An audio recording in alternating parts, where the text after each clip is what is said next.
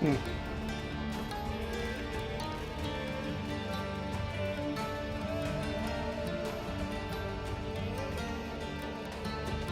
Maybe we'll go with just Pharaoh music then.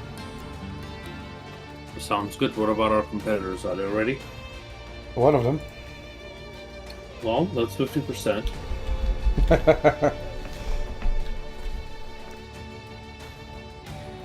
You know what they say, you need two to tango, right? Yeah.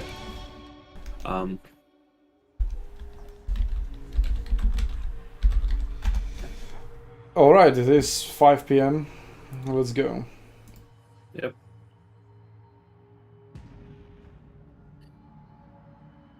Any news on my, did you relay the DLC request to CA?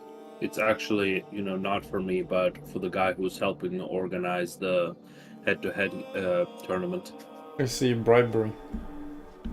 Kind of, indirectly. You see, as somebody who's a fellow Eastern European, we know how to do bribery. How dare you call me out like that?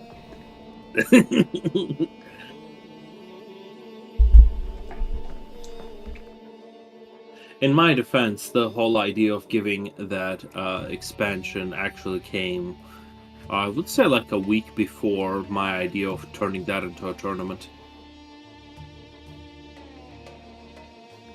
Don't worry, you'll get your stuff. Okay. It's weekend now anyway. See, yeah. work. Yeah, that's true. That's true. Birdie got this tournament ready. Yeah. Do you think we should do more Pharaoh tournaments? I mean, I really like this format, not gonna lie. Well, it was very hard just fighting 8 players, and I don't think it's gonna get better. Yeah, but I do like the league format, just letting... Yeah, but it doesn't have to be Pharaoh. Yeah. It can be That's exactly what as we discussed yesterday. Yeah. Well, no, you said specifically Pharaoh. Yeah, sorry, it was supposed to be 2 different questions. One is, should we organize events on Pharaoh? And 2, I really like this format. Implication being, hey, should we use this somewhere else too?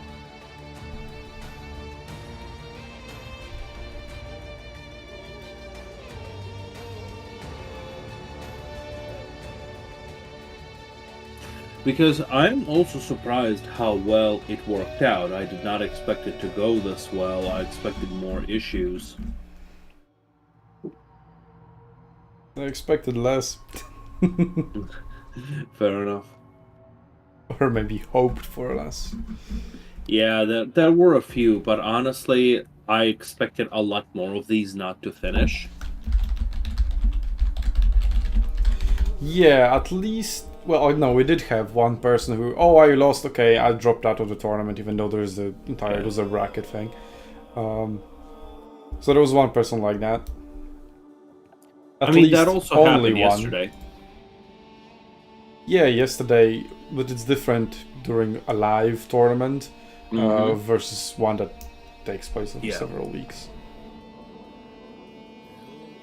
Yeah, but it's also in some ways better because in a live tournament, you actually, that can delay the tournament if the guy is okay with coming back.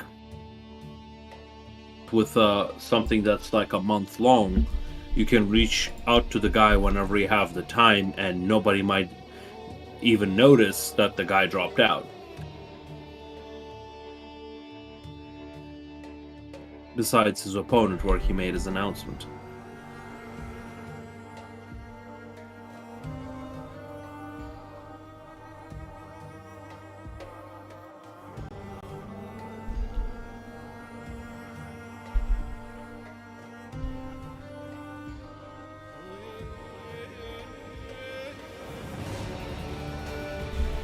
I mean, alright. The stream already started. One of our final participants isn't here. Good thing I am equipped with replays. Oh. Well, before that, we should probably decide on what we are going to do regarding this final battle. should we wait for him? Yes, we are going to. Like, how long do we wait for him to come back before we forfeit? He's here to work out. Oh, that's great. Oh, it's Houseplant who made it to final. Let's see if he can go 2 for 2. Do you like my sticker? What sticker? Waits faster. Oh, yes. Yes. I'll probably steal that one. Alright. Okay. It's a new draft. I'll just rehost the draft then. Yep.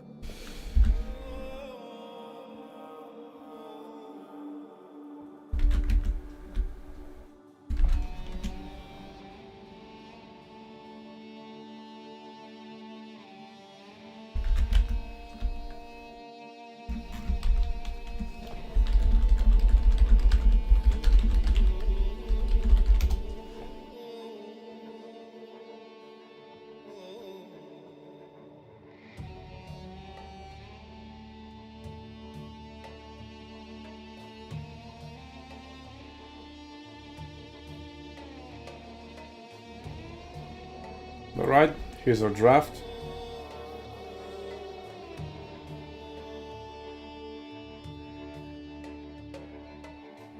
That's large balance, doesn't fit. Alright, so this is a best of 5. So this is the pick system we have, only one ban. The bans aren't global, right? So Houseplant already demonstrated he banned Ramses and then picked Ramses himself, since his opponent banned who's Urukai, is like a random name given by the website if you don't put in your own. So there's no picking away from each other as well, so that's why you see they both picked Seti and Supi Lul Yuma. And now Kurunti as well. Kurunta. You go and buy for himself. So you cannot pick away from each other, unlike in Warhammer tournaments, because, well, there are only 8 factions. That is the only way best of 5 draft is ever going to work. There we go. The stage is set. Pretty straightforward draft where people just kind of draft what they want, really. There's not much countering going on, let's say. But okay, now they have to host the lobby. Because I cannot host as a spectator, that's just not a feature. Wow, that sucks.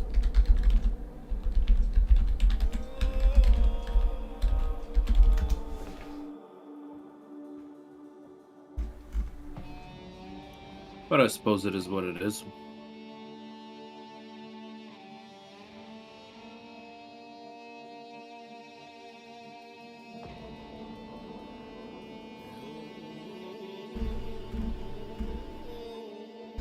Alright, so while they're preparing the lobby, let me show the bracket. So this is how the tournament unfolded so far. I'm going to cover all of these matches, well, all of the matches, through replays. You'll see them uploaded here to this channel. But yeah, this is the part these guys took. Urukai also fought in a preliminary round against Cyprus. And Houseplant fought this quarterfinal against Reptilicus, was it? That was his name. Yes. But then Reptilicus was the guy who dropped out of the tournament after losing the first round. So it was just, hey Cyprus, how about you just take his place? Houseplant obviously already advanced over here, so Cyprus was dropped down here. But then this match didn't happen, just couldn't for the hell of them schedule and agree on a single time, you know, they had 2 weeks. And now both Crisis and Michael Pontifex, who just played, you know, regularly scheduled time, as God intended, they were waiting until today essentially for their opponents to be decided. And Hirman Hibo isn't responding, and Cyprus is possibly playing today with Michael, so maybe after this final we are going to watch that as well. And then Runner and Madlikan have concluded their third place match. So I was hoping when this stream starts, we would have all the places decided, apart from the 2 final ones, but no. At least we have some, so shout out to Runar and Madlikan. Shout out to Crisis and Michael, who also captured the schedule. That's good.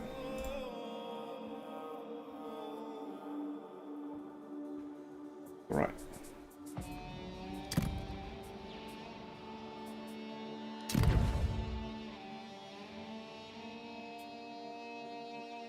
I assume this is it. Spectate.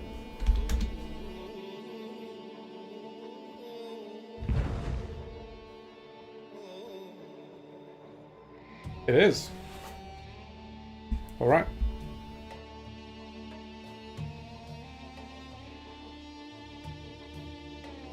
Could you stream it on Discord? Sure.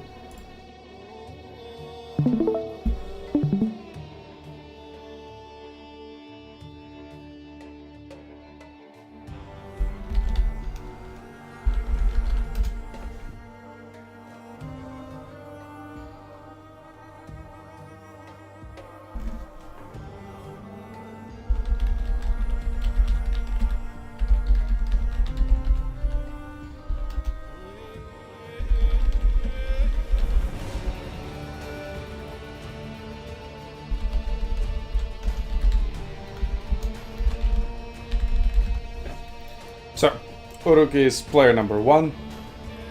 So, he selects his faction first. Out of the 5, he has already selected. Let me show you this again.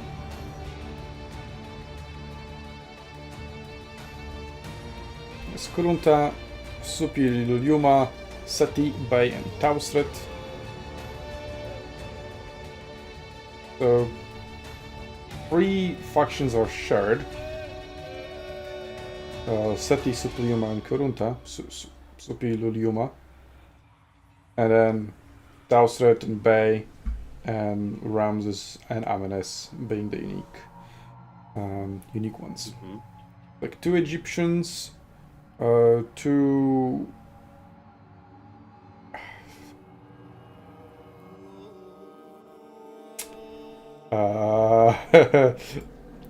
Well, yeah, let me ask you those this. guys from Turkey. Anatolians. Are you sure they're called Anatolians in the game? Historically, you could say that. It all depends on the time period. Generally, Anatolians tend to share quite a bit in terms of their units. I see his army. No, I don't want to see his army. Okay. So as a spectator, I cannot not see his army. So I will just keep this as a screen blocker. So it's fine. I'm not showing the army on stream. Yeah, so about ancient Anatolian civilizations, they would rely a lot on naval economy and naval trade. Okay, so we're fighting on the foaming rapids, and it is going to be a mirror matchup of Kurunta versus Kurunta. Ooh, okay. So what is Kurunta exactly? Hell if I know. I'm sorry, I didn't do my homework, okay? Okay, fine. Let me look up what they Sure, were. read As somebody who lived in that area for 15 years, I kind of know their history. I just don't know what Kurunta is. Let me look that up. Alright, let me talk about the game. The game.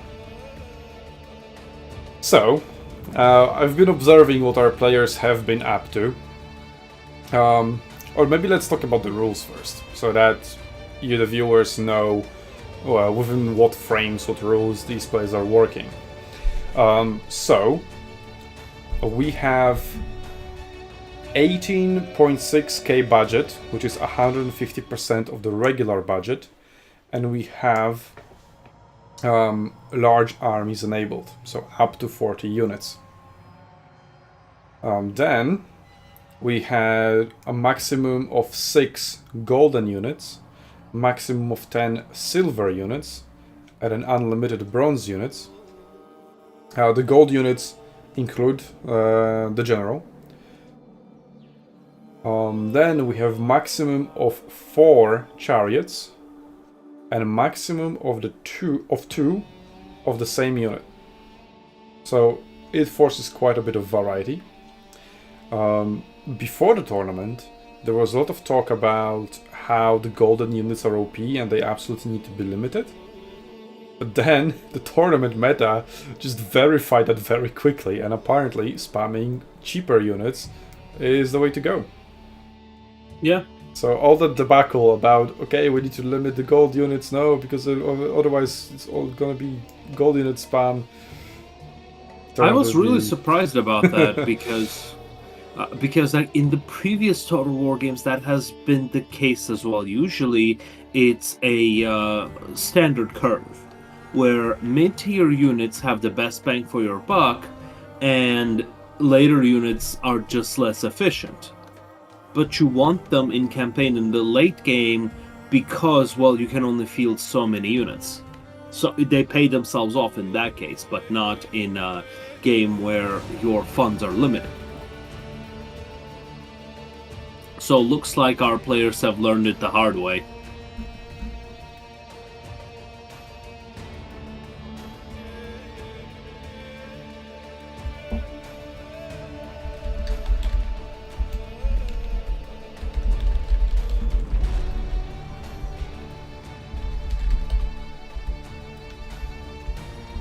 Well, I counted the units, and I see I need to remind our players about the rules.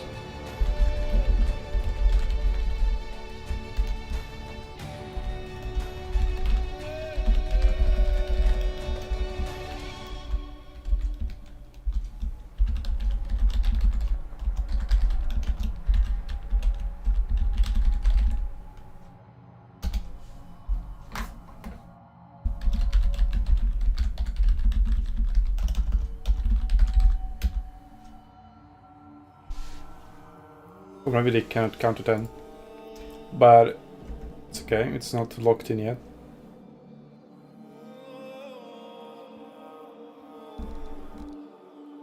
But I'm saying Houseman's army. I cannot see Uruk-hai's army.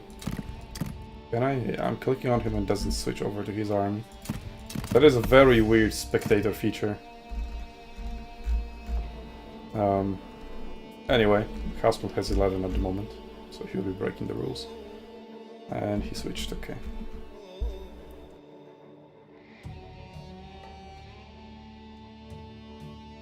Older serves blood. Thing to note is that factions in this game aren't factions but people. Hence why you can have 4 Egyptian factions, 2 Canaanites. Canaanites and 2 Hittites, there we go. Oh, so these are Canaanites and the Hittites are above. I thought the Hittites were the ones in the middle. There we go, that makes sense. Yeah, I know all 3 of these names, yes, Egyptian, Canaanites, and Hittites, yeah. So no Anatolians. Stop looking at the Wikipedia. Yeah. I honestly could not find anything. All I could find is that he is some kind of... Or you were looking at Kurunta. Kurunta. That he is some kind of psychopathic usurper, which begs the question, this is Total War. We are all psychopaths. Literally, the game's name is a war crime. Alright. Battle. So, kind of redundant. So, okay, tell us about the map. Well, the map, as you can see, is split by a river down the diagonal, not middle.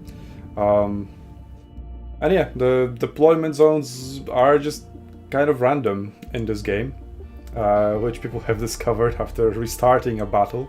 I mean, I've discovered that as well during my tests. I was like, wait a second. Yeah, I remember we discovered that. Yeah, like, well, this map probably only has 2 possible, or only 1 possible way of the deployment zones, or how they are structured. This is kind of weird how this guy is much closer to the crossing than the other guy. Okay, so the Yellow Alliance, the one we were spectating, is Houseplant, and the red guy is Uruk-hai. So in the lobby, both players can actually see how many soldiers the other is bringing, which gives away sort of what sort of build you're going for, whether you're going a little bit more elite or whether you're going more spammy. So from that we know that Houseplant has over 4,000, whereas Uruk has only 3,000. Maybe if you hover over here, yep. 4,338 for Houseplant and 3,322. So this is a big-ass battle. Something that we wanted to achieve through the rules as well. That's why we did 150% budget and double the maximum size of the army. Which, you know, still allows you for wiggle room to either do silver plus a bunch of bronze spam, which is what Houseplant went for, and maybe some more elite army. Well, I don't really see golden units. Here are the silver chariots, some silver infantry, and then the rest is also bronze. Maybe they're just better bronze, because the bronze can be as cheap as 200 and as expensive as 600 or something, maybe even up to 700. I did that table somewhere, but I'll need to go and look it up. At least as a spectator we see both armies being deployed. So hello there, Adelmo. Welcome to the chat. I like how chat just did more homework than I did. Let us do some death. As busy Warhammer. Okay, so Hasman went for Kurta himself, and he got him with Axe and Shield bodyguard. It looks like the same thing is true for Uruk-hai. And since this is a river crossing battle, the ranged units might actually be useful. But from what I've seen so far, for the replays of this tournament, and from my own tests, and also from Troy, because, well, this is just a Troy reskin after all, ranged units just kind of absolutely suck. The only ones that kind of make sense are javelins and maybe chariots, but chariots just due to being chariots and due to carrying missiles. So why do they suck? The damage output is just not there. Like, even if you run out of ammunition and you land all your shots, you're still not really bringing in the value. Oh, that is horrible. But on the other hand, we have a lot of bronze units. Bronze units have shit armor. So maybe that makes the range units a little bit more viable again. So let's see, we have 1, 2, 3, 4, 5, 6 slingers for Uruk-hai. We have 210 range. Obviously there are different slingers because you cannot bring 6 of the same, but all of them have 210. Some chariots moving forward. And already some exchanges, but whoever has the range advantage will probably force the other player to cross. So looking at Houseplant, he has 1, 2, 3, 4, 5, 6, 7, 8, 9, 10, 11, 12 units of slingers, so double the amount. So even if these slingers were somewhat better, I would imagine they would still lose. And they're focusing on melee infantry, as this is the one that entered the range first. So now the slingers have range on slingers. That's so smart. Uruk-hai needs to manually change the targets, so that he starts going for an exchange. Or maybe just start crossing already, because just taking this 12 versus 6 trade isn't going to go well for him. Wow, you are absolutely right. Full volleys barely even move the health bars of the other range units. Yeah, and this is 12 versus 6. I mean, it would be like 2 versus 1, but for example here, I feel like 3 or 4 units are focusing 1 unit, and yeah, it's not losing much HP. Yeah, it's shit, like despite 25 armor, right? Yeah, and like in other totals, like in Warhammer 3, this unit would already be wiped out, The rest of them would probably be at like 75 or 50% health. Maybe not wiped out, but yeah. After I mean, good 3 3 on volleys from 3 versus 1, like Archer on Archer, sure. Yeah. Yeah, exactly. 3 on 1 would be a wipeout. Okay, so Houseplant retreating a little bit, despite having that big advantage. I mean, he's just increasing the distance, and he's still shooting, so that's good for him. It's still smart, because as soon as they are halfway through, he can start charging in, and I think we are going to see, as he is almost about to cross... Ideally, you would want engage him on to face the enemy right at the edge of the river. I think he can still very much do that. Oh, okay, his opponent pulls back. Well, that just a little indecisive. increases the distance and exposes their backs as they're retreating, so not necessarily the best of ideas. You know, also I have noticed is that despite Houseplant having a range numerical advantage, I don't think he's winning this range battle, is he? Like, I'm seeing some units, Sure individual he is. units I mean, it's that going have taken slowly, advantage. but he is winning. Let's have a look at ammunition. Okay, so this unit is almost down to half. I mean, below half HP, above. Yeah. So maybe the focus fire from Urukai is kind of better, but he also has 2 units already at half HP. 3 units, actually. The other 3 are doing slightly better. So yeah, actually kind of true. And the first unit to rout is on the side of Houseplant. Yeah, exactly. But Houseplant has also got some nice damage into... Oh, nice damage. Not very nice damage, but some cheap damage into Urukai's infantry. One argument I wanted to make is that, sure, Houseplant may win the range duel because of his numbers advantage, but then he's left with 12 useless units, whereas Urukai has only 6 less. Well, Urukai is microing his units a lot better, it seems, and that focus fire is Still paying difficult dividends. to micro your units inside the river, so that is a disadvantage. That is quite true. Your hidden units stand revealed. Well, chariots are also coming in closer, getting some cheap damage. But chariots from Houseplant are also just positioned there, ready to fire back. Looks like Urukai is about to lose his first unit of slingers, but he pulls back. Yeah, I mean, if I were Urukai, I would just rush, and then Houseplant is the one stuck with 12 useless units that can't do much. At the moment, he's just allowing Houseplant slingers to be somewhat useful. Yeah, and allows them to, But all of that in turn their exchange, advantage and only into value. 100 lost, 100 people lost, soldiers lost on the side of Houseplant, and 200 lost on the side of Urukai. So not much. Yeah, no, I actually agree with you. I probably would rush in as well, especially seeing as how little effectiveness they've got. But still, over time, they are going to gain that advantage.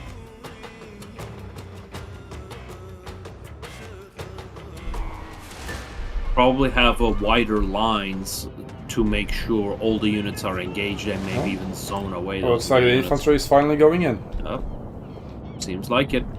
So also, there is quite a bit of a slope in here, and then kind of evens out, so it will be very important as to where the actual engagement, meta engagement, takes place. Your hidden units. Absolutely, and looks like Houseplant is going to let him cross the river. The attack is kind of scattered.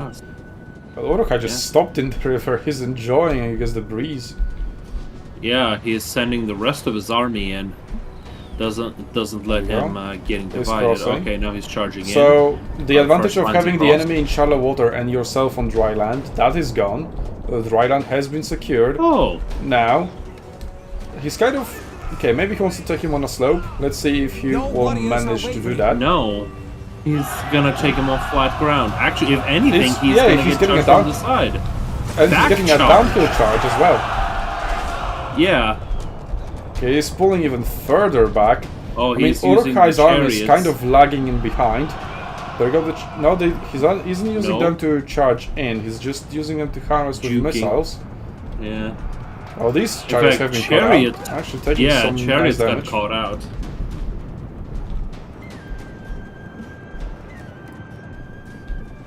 But still, this fake out charges. Okay, 2 units sort of connecting their charges, but not much more.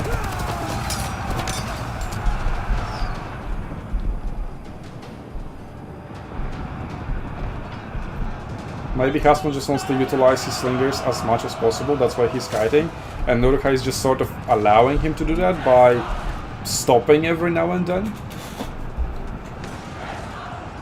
I'm not sure if there's even a strategy there. I think it's just he's Your indecisive. warriors are wavering.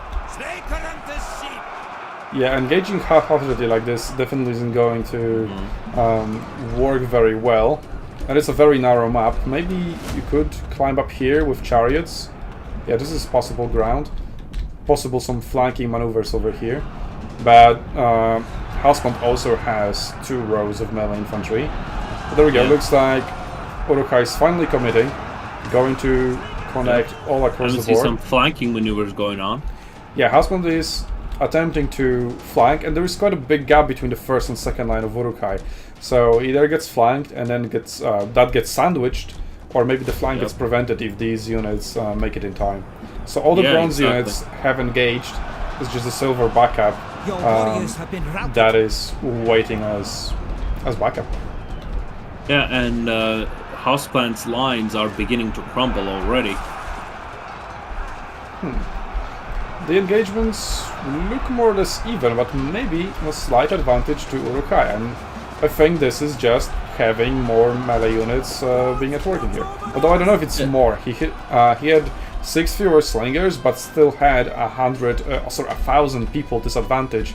But maybe the quality is just shining through. He just got a massive charge on that line, just pulling through and into the range line.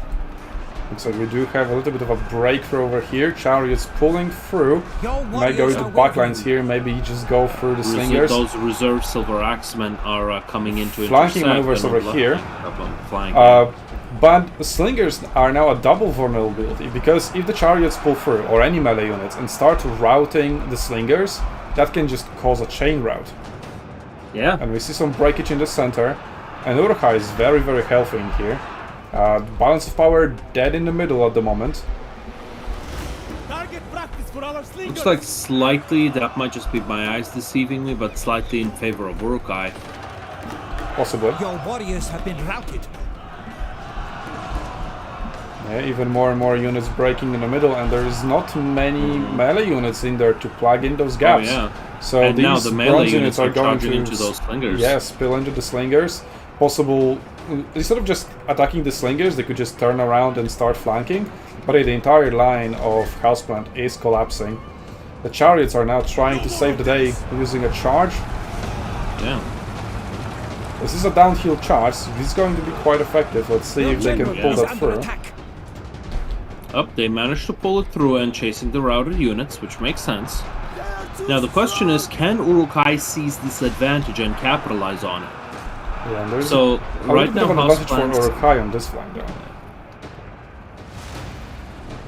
Yeah, it's just I'm not understanding why Houseplant has so many reserve units. Is fatigue that big of a factor in this game? I mean, all his reserve Your units warriors are are wavering. slingers at this point. Maybe over here. Couple. But there's I mean, sort a of couple between. of This unit can be melees. just sort of separated and surrounded. He's not really going for that engagement, though. Although, looking at the balance of power, it does pull ahead now in favor of Houseplant. The chariots are doing some work in the backline. Yeah, I think chariots are kind of upsetting that balance. And Urukai And also, needs like, to get we're his seeing units idle moving. units Yeah. side of Urukai. Like, if those axemen ever start moving, they can zone out those 3 slingers. Well, it's also true for both players. Let's remember they are playing. Well, Houseman literally has 40 units, so it is a handful to say the least. Definitely. And now definitely. Urukai charging his chariots through the middle. Yet another unit routed. Still standing at half HP. Some chariots versus chariots. Chariots actually trying to save the general. I don't think the general is under much threat versus a bronze unit. and a Kurunta from the side of Urukai, still not committed at all. I think this is maybe a blunder, because this is such a powerful unit that should probably just be doing work in the front lines. Yeah. Whereas now it is exposed to these chariots. If Houseplant now charges into the general and just starts harassing him, that could be, well, a game-winning play. Could be, yeah. And like, does General also give morale bonuses? Maybe these are doing quite a lot of friendly fire. I don't know if the target selection was really good there. And yeah, that's exactly what I was talking about. Chariots charging the general lines. and then straight into the slingers. Yep. And they're going to be Now collapsed the by router some units units coming that back in rallied. and intercepting the chariots.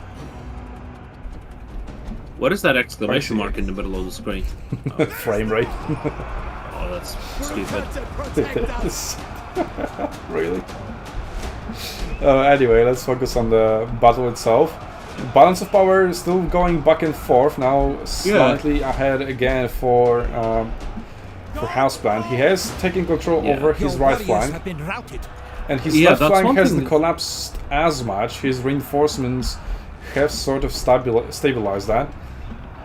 Yeah, and like chariots are doing work. Look at all these routed units. It's like 4 or 5 units routed. Yeah, those chariots actually completely turned this around, and now Urukai has no range backline. His general is that route? One of your what units is that has symbol? depleted their ammunition. That's probably some inspiration ability.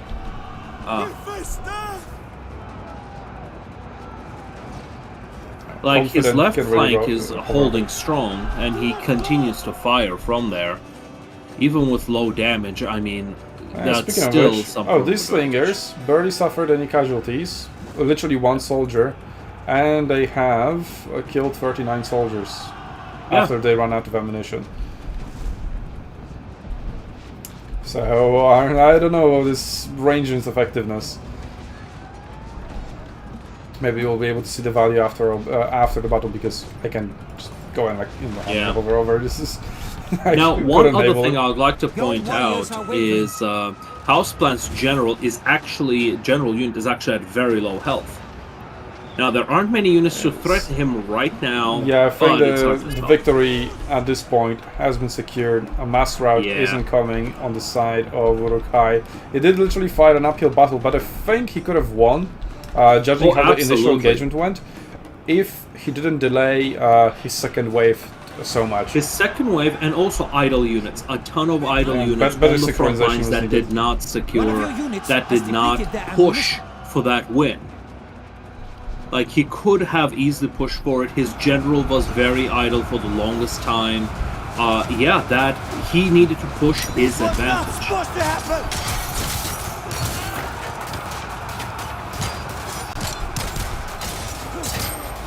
Let's witness the last fight of the general, wherever he is. Oh, that's him. So this is the first battle of best of 5? Yes. Slinger firing coming. Oh, and chariot to the back and dead at the very last second of the battle. Nice. Oh.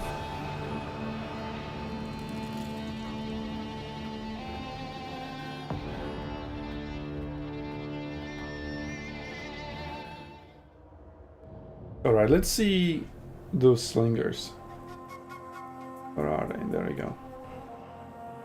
455, 440, 408, 405, 224. Oh, that's go back to slingers.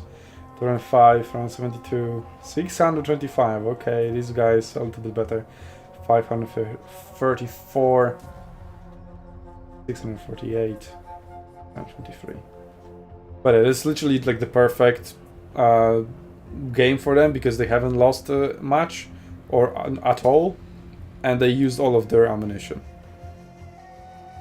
So a ranged unit that gets to use all of its ammunition and doesn't lose a single soldier throughout the battle should have like a triple its value or something. Well, I don't think like these slingers really provided that. Well, they are fairly cheap. 350. Like, less than double. Alright, let's switch away from this, so that we don't spoil the unit composition. And we've got the replay. Perfect. Let me mark.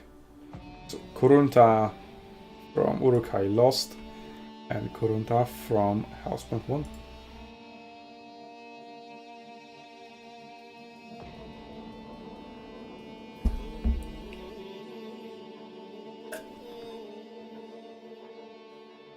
So yeah, if that's double slinger advantage wasn't allowed to materialize, I think Uruk-hai could have taken it. So a little bit of a misplay here. So it's kind of good that we didn't see this battle just be dictated by the draft. So both armies had an equal chance to win, and it went down to skill and execution. It very much did. I mean, as you said, Uruk-hai had to capitalize on that advantage that he gained initially from that initial charge, but he did not. Houseplant, on the other hand, used his chariots brilliantly and charged into that slinger line, routing multiple units, which eventually caused that chain rout. Yeah, things were looking bleak for Houseplant at some point, but afterwards, Houseplant did not give up and just seized that advantage back again. So the range advantage that Houseplant has picked for himself has a little bit of an intangible value because it forced Uruk-hai to cross the river rather than the other way around. Yeah. But also, if you had a look at that map, right? If it was Uruk-hai to force Houseplant to cross, his side was flat. Houseplant's side was a slope. Balanced map design. Yeah. Also, great tournament organizers who picked such a map. Huh. But it's not like we had much choice, guys, okay? Okay, Amenemnes versus Bay. Now waiting for a map pick. And the map pick is going to be Soldier's Pass. So yet another river crossing. But after that, the river's crossings should be done for. Let me have a look at the map pool. The map pool is Anatolian Flats, Foaming Rapids, the one we just played on, Soldier's Pass, and the one we are going to play now, a Windswept Plain, and Yawning Chasm. So yeah, the remaining 3 maps are not river crossings. So river crossings are unique in that way that, well, having a range advantage over there does matter quite a lot more than on dry maps.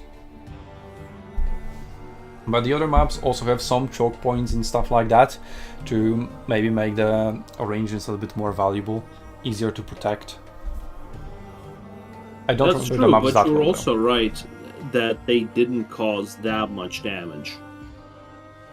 I mean, they had to shoot the entire battle to cause the damage that they did for Houseplant's side. Yeah, that's why just quickly charging through, collapsing, using your superior melee, because if you spend, well, okay, so they have 18k, let's say average cost was 400 for a unit of slingers, and if you bring 12 of them, that's like 5,000 gold spent on slingers. So let's say Uruk-hai spent half of that. So you have 2.5k advantage in melee units value. Just quickly collapse, don't let the ranged units to be useful at all. Because once you engage line versus line, the slingers can't really, well, they can shoot, but they would cause friendly fire, just greatly diminishing their effectiveness. And also, and then I think Uruk-hai might actually just cause quite a lot of friendly fire with his slingers because he was firing uphill, shooting uphill and into the backs of his units. Well, so did Houseplant, but he was shooting downhill, and it seems like he had better target selection. He just kept picking off units that were still in the background, that kept coming forward, which is why it was also so essential to have both lines of infantry collapse one after the other very quickly, rather than being a good minute apart. A thing to note Yeah, about range that's a good units in point. this game is that they lower the armor of the units they target, so they don't get many kills. Okay, that is also Interesting. true, but it's true for everybody. So just fighting or just taking damage damages your armor. So you start at 100% armor efficiency, so let's say you have 100 armor, and then you can drop, well, I don't know how low, but you lose quite a lot of armor over the course of the battle.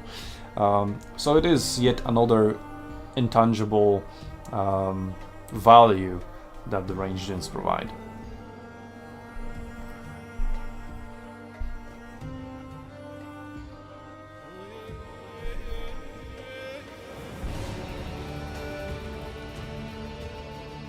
Yeah, that is a good point, but I'd say the reason why Urukai lost is he did not capitalize on his advantage of that initial route. There, he could have secured a ton of advantage, but he did not.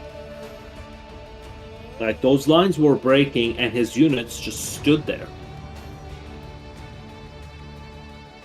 Looks like Hassan has more or less finalized his build, just some last fine-tuning, Urukai possibly as well. Mm-hmm. Apparently it's easier to do a 40 unit army in Pharaoh than 20 unit army in Warhammer. That's fired.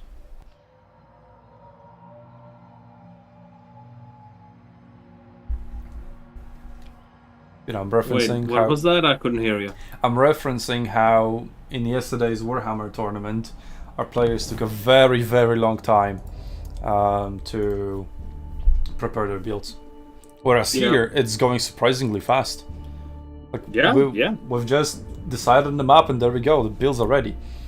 And this is the randomness I was talking about in Pharaoh maps.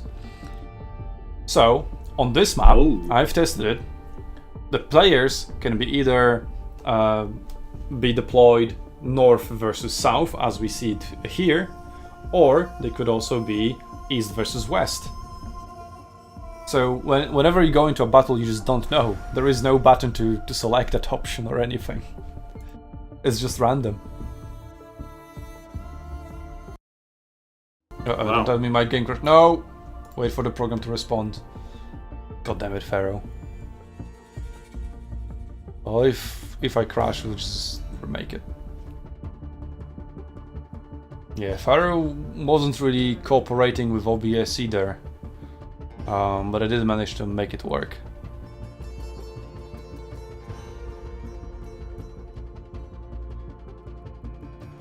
If I crash, I'm just gonna ask them to remake.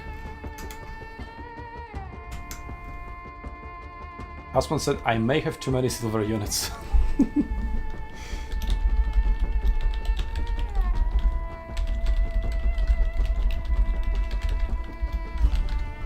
Oh, it's not only for me, for Housemount as well. Okay, so it isn't like on my end. Okay, let's just relaunch it then. Yep.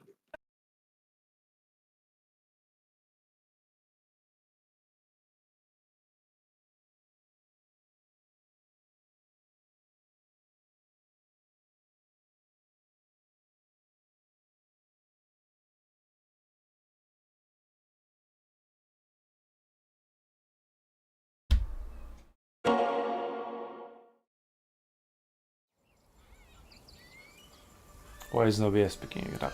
Come on.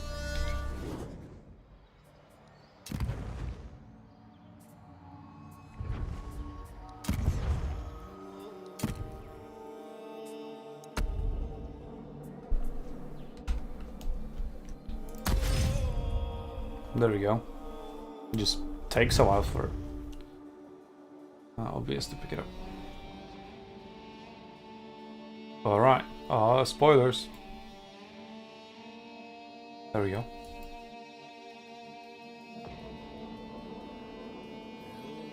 Okay.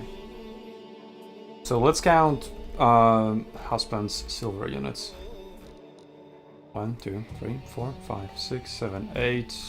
Yeah, 12.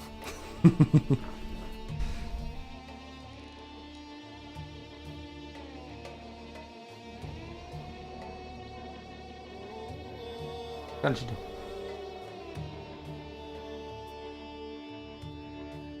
Can you please hide a unit info card with icons? Thanks. I don't wanna. If anything, I want it to stick. So I can hover over and see how the unit is doing. Right.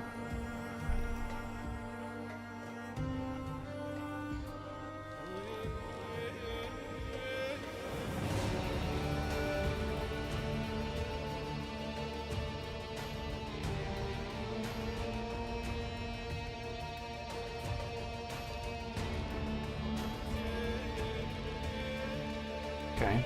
House bond is down to 10 silver units.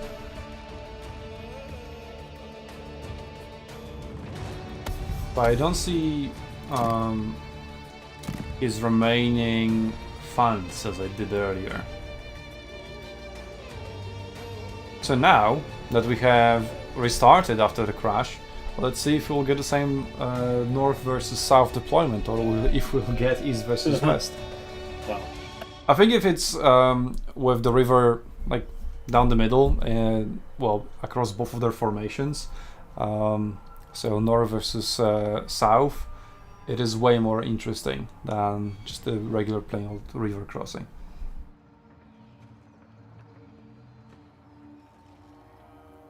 So hopefully, If you booted it up, could we'll- you stream it? yeah.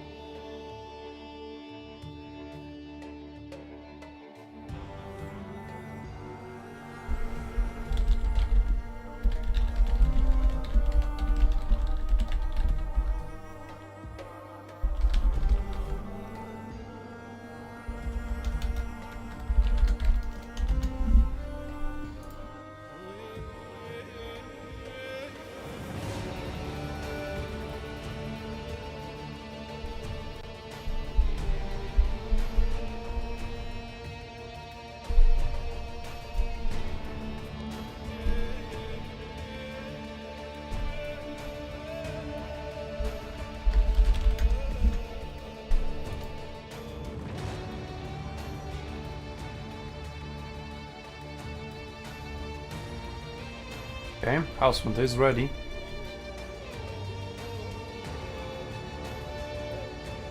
Fingers crossed for no crashes.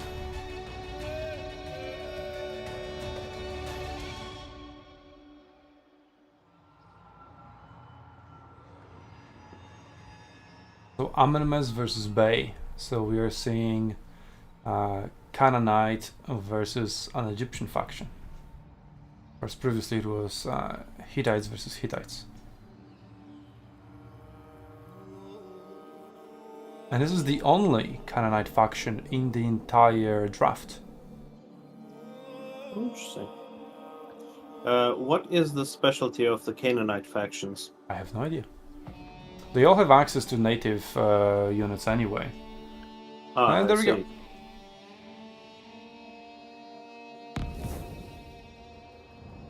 So the rules are also... Oh yeah, there we go. East versus west this time around. God damn it, unlucky.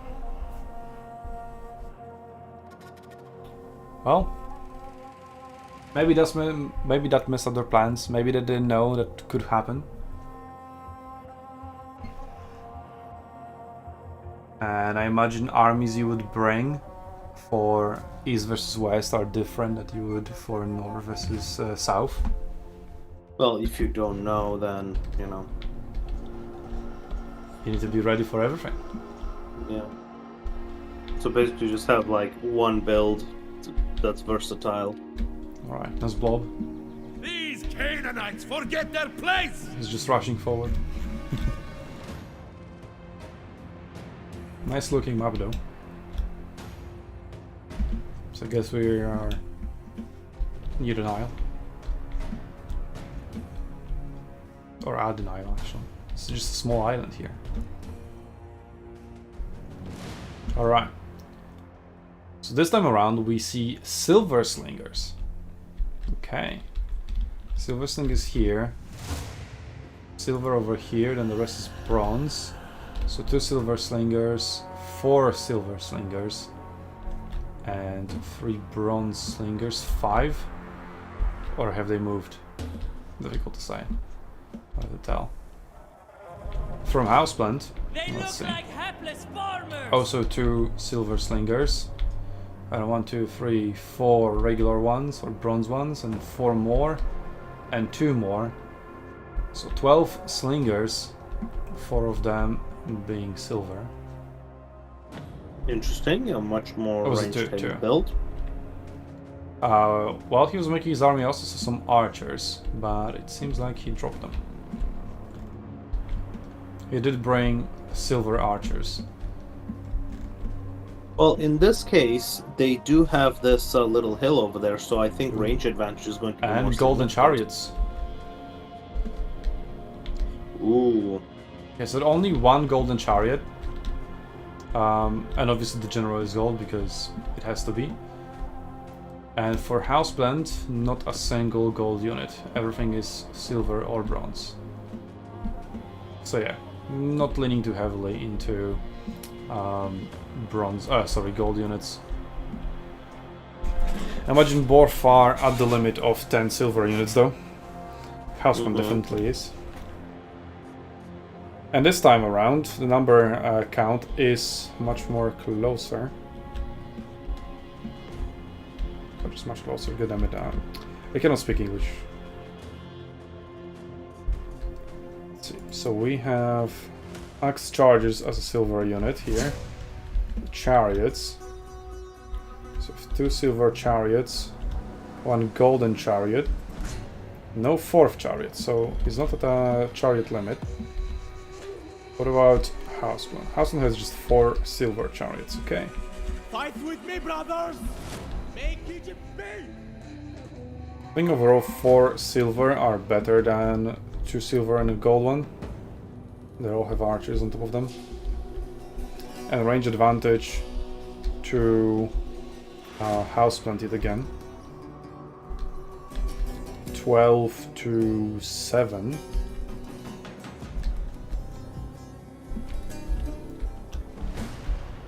Only slightly different. But this time around there are 2 silver slingers for Houseplant, 1 silver slinger, and a heavy slinger as well of that. 45 So, armor, heavy so not that slingers, heavy. what's their gimmick? I imagine more armor. Hmm. Yeah, so these guys have 25 armor, as you can see. These guys also have 25 armor. Right. These guys have only 10.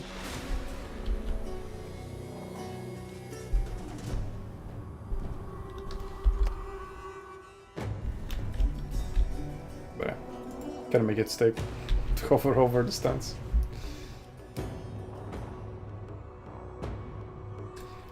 Gonna have 10 more on these guys. Only 5 on these. 25 on the silver ones. Yeah, so a little bit heavier armored slingers on the side of Urukai. So, a very similar scenario to our previous battle as it starts. Yep. Houseplant has the range advantage yet again, meaning Urukai just has to have melee unit advantage. It is a river crossing yet again, although this time around a very flat map with some bumps here and there, but it's against cliffs, so it will be kind of difficult to kite for Houseplant as he did last time. So I want to see adaptation from Urukai. I just want him to see rush across the river and just get the job done. Yep. and equalize the score 1-1. Yeah, let's Medium see slinger, not if heavy we can do slinger. that. Fair enough.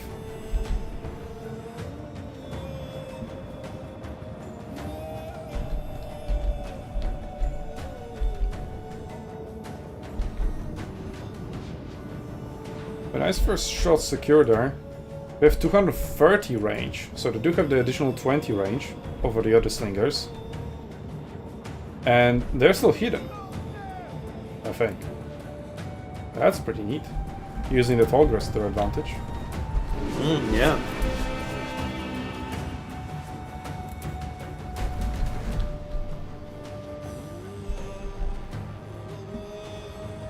Adding some good damage on these young spears as well. And now Houseplant is returning fire. Yep. Oh, this is going to eat quite a lot of focused fire. Yep, we're seeing some very heavy focus fire there, which makes sense. You know, I mean, at this point, if I were Urukai, well, first of all, just rush, but the slingers could all be here inside the tall grass and just keep firing from there. Yeah, and these guys also that are still concentrated hidden. fire is paying off. So you're hidden while shooting from within the tall grass, but not when from within a forest.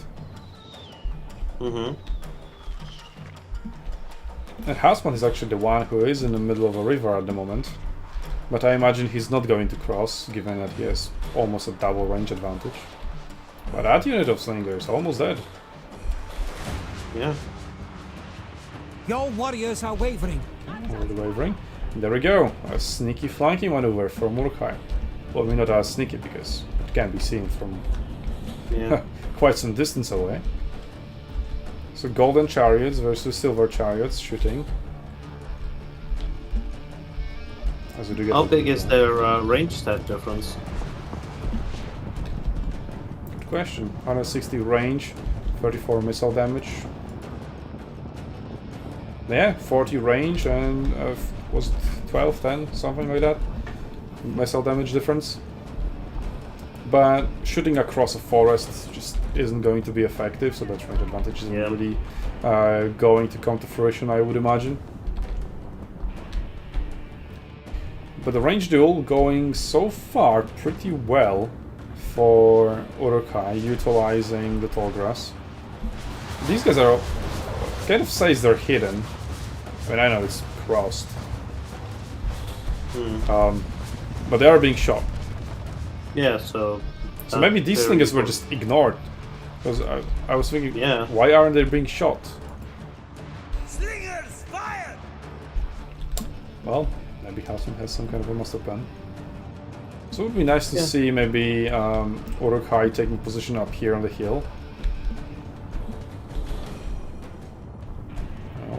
Marines are slowly getting in a position, and the range duel isn't going One of your units as has bad. depleted their ammunition. Wait, out of ammunition already? Damn. Yeah. No, it's these guys. Nugan Spearmen, they had ammunition. I see. And 210 range. What? Damn. Okay. Never mind. Houseplant is launching a flanking maneuver of his own, crossing the river on far right side Your with foes' hidden a units quarter of stand his revealed. army. And Urukai is there to meet him. So mostly, also quite a lot of slingers crossing as well. That's interesting, just going in the middle of a forest. I don't imagine them ever getting good angles from here. Probably just staying back there would be a better idea. We'll see how Houseplant develops that engagement. Double chariot versus double chariot on a flank possibly, but more infantry definitely on the side of Houseplant over here. So I would definitely need to see Urukai closing distance in here, otherwise Houseplant can just engage the entire army while a quarter of Urukai's army is caught off guard doing nothing. Pretty much. So And good focus fire from chariots. Oh, chariots versus chariots charge. Chariots on chariots. I wonder how effective that possibly can be. Not much. They're just kind of bumping like bumper cards into each other. So I would imagine they're going to retreat any time now. Some infantry reinforcements are being dragged over, but Houseplant has his silver units over here. and committing the general pretty early, which is nice to see. Yeah. We already which is see nice the to see, yeah. silver axemen going in and doing some work. And melee units, well, finding some gaps, but also just going against other melee units. So they haven't really Your punched warriors are through wavering. to the ranged units. Speaking of which, actually they did. But they didn't really punch through, they were just left out in the open, unprotected. Yeah, looks like, they're No. just left in the open Nope. with no backup. Houseman also isn't making a fully committed assault. Looks like maybe Uruk-hai is going to meet him in the middle, inside the river, and then collapse from the other side. So I imagine the battle will hinge on how the flanks develop. Houseman foe's is hidden looking units stand pretty revealed. good on this flank. Some reinforcements are incoming, but it also weakens the center that is now under attack. Yeah. So, in order for Uruk-hai to win, he needs to utilize this flank to its utmost potential. But given that there's still quite a few forces from Houseman to block them, they won't be able to factor in that much anytime soon. There is no hope! So Amen Mess near his units, but not being committed himself.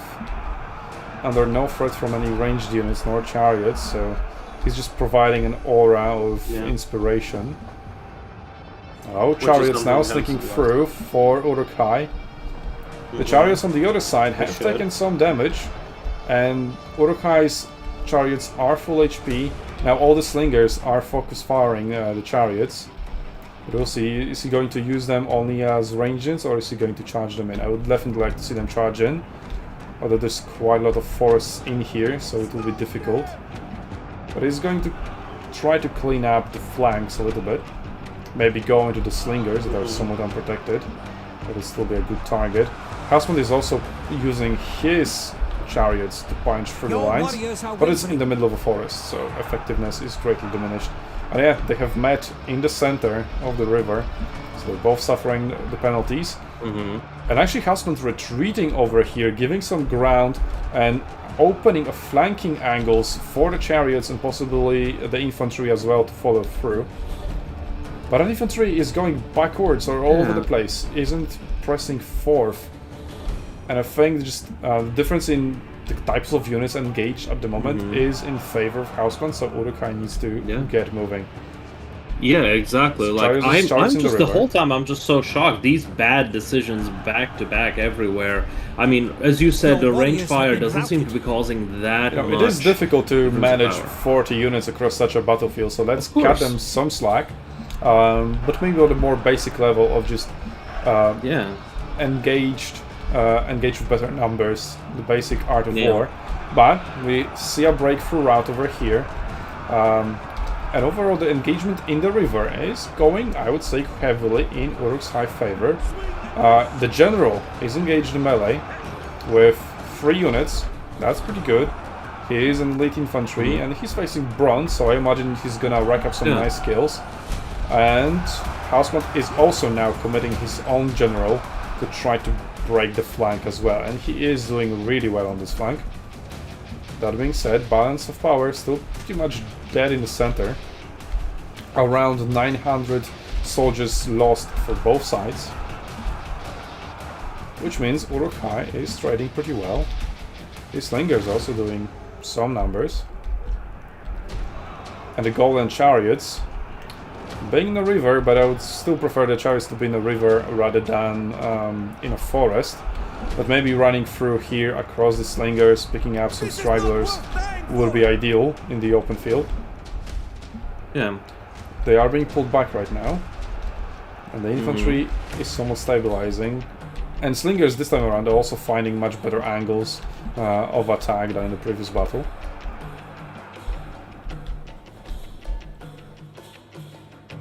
And chariots here still preventing from Uruk-hai, preventing a bigger push from Houseman. Houseman is now being found with some idle units over here. Slingers transitioning from the right flank towards the center, trying to slow down the push or weaken the push. Actually, so 3 units are engaged here. Disengage one of them, attack this one from the back, crash it, push forward. So finding like these little advantages is so crucial. It is like where the true skill of the players Yes. shines, where you see this all these minor opportunities and whatnot. But the center from Houseplant is pretty much collapsed. Uruk-hai is sort of cleaning up the center now with another Golden Chariots charge. They're charging through. I would really like to see them maybe turn around, just turn into here with 5 unprotected slingers. Somewhat Yes, by the that would chariots, be. possibly. I think that would rack up quite a bit of kills, and could contribute to a mass rout. You see a chariots are general being unit that is changed over to the standing middle. there. As they should. There are a lot of vulnerable units in the middle for both sides. Yeah. I mean, targets that are for both sides. So Slingers still have a little bit of ammunition left. So actually going for slingers has diminishing returns, because if they are about to run out of ammunition, they're no longer that high of target priority. Probably not like they were at any point in the battle anyway. yeah, But now, since the chariots are gone, Houseman is also pushing his chariots through a gap here between the cliff and the engagements. And he's probably going after some slingers, possibly after the general as well. And the general doesn't have much melee units around him to protect. There's an idle spearman unit over here. It could be maybe contributed to the defense of the general. The general is pretty low, below half HP. On the other side, Houseplant has his general with pretty much full HP. And in terms of balance of power, Houseplant starts pulling ahead. There's a massive concentration of force over here. It just isn't pushing, and there's a lot of slingers still just pummeling them down. And as the battle goes on, the armor wears down. The slingers gain a little bit more and more efficiency. A huge focus fire. All these slingers focusing on this engagement. So sacrificing one crap unit to hold down a sizable enemy force. Look at all these arrows focusing on a single unit. That is going to be brutal.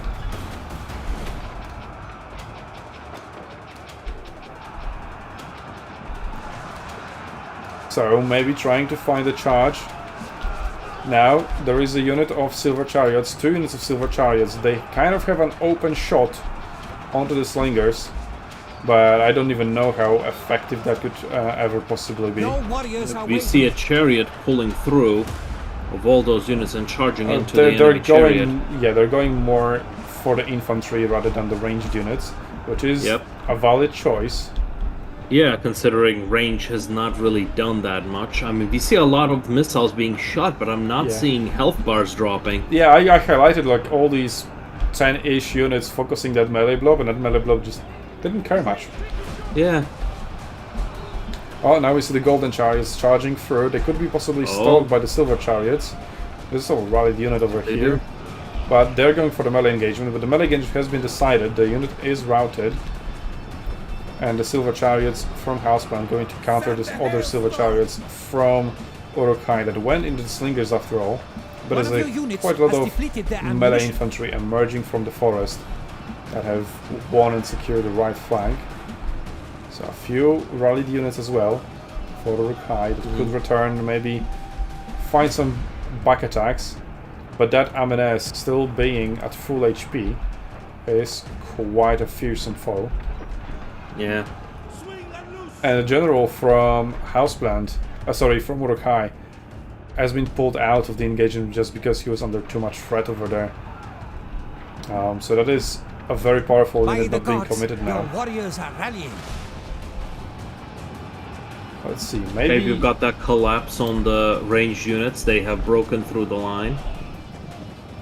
Actually, if you look at the unit count, it is Uruk-hai with the advantage at the moment. Yeah. And maybe a lot of balance of power resides in those slingers. And once the front line collapses, which Uruk-hai has been specifically targeting all the time, he was committing his chariots and all the resources into killing the front line rather than the slingers, just leaving the slingers for last, knowing that they stand no chance against his melee units once everything else is dropped out. So the last major hurdle for Uruk-hai to overcome is going to be the general. Yes, but I think he can still do it if he plays his cards right. Because he still has that range, he still has his general, and he can always surround that general. Okay, so he's using whatever ammunition he has left now to fire into the general himself, trying to lower his armor. He's still on 92%. So let's have a look at this general, only at 40% armor. Yep. But it is flying for Uruk-hai has collapsed. They kind of just switched places at the moment. Only slingers remaining here, and they are being now chased down and cut down. The gods have abandoned us. And in terms of melee units, let's see. There's a healthy silver unit of double-handed axemen, and obviously the general still.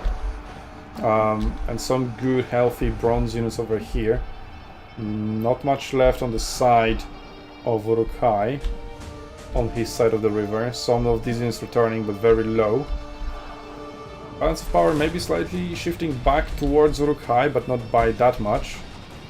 Yeah. These units are alright health. We also see a half health silver unit on the side of Uruk-hai. So Yeah, the melee units might still hold a the... little bit of an advantage for Houseband, and now the front line is pretty much just gone for Uruk-hai. Houseband has managed to get himself into the slingers. General is going to be committed. It's okay. Yep. The slingers have taken on the head charge. The general can now come in and start hacking away. Your warriors have been routed. Yep. And there are still some It units. looks like a mass rout is getting triggered.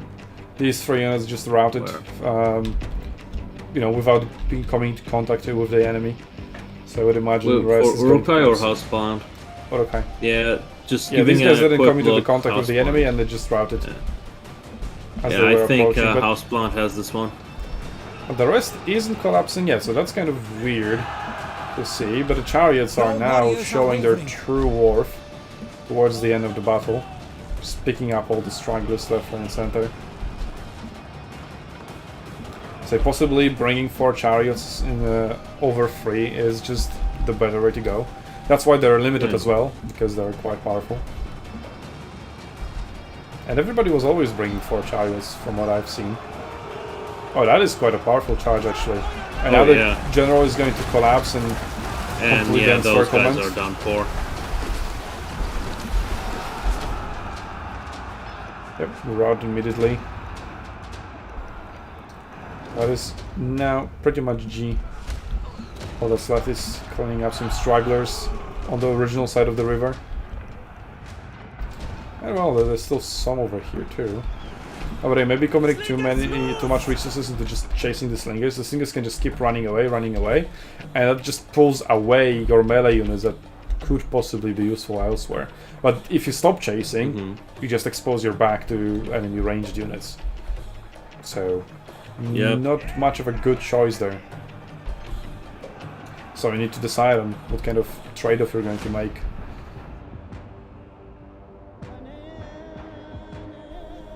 Gods, watch over us! They're too strong!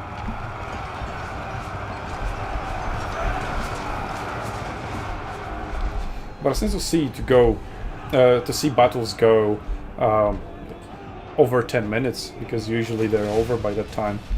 Yeah. If there were, like, for example, the regular-sized battles with 1,200 funds and maximum 20 units. One of your units has depleted their ammunition.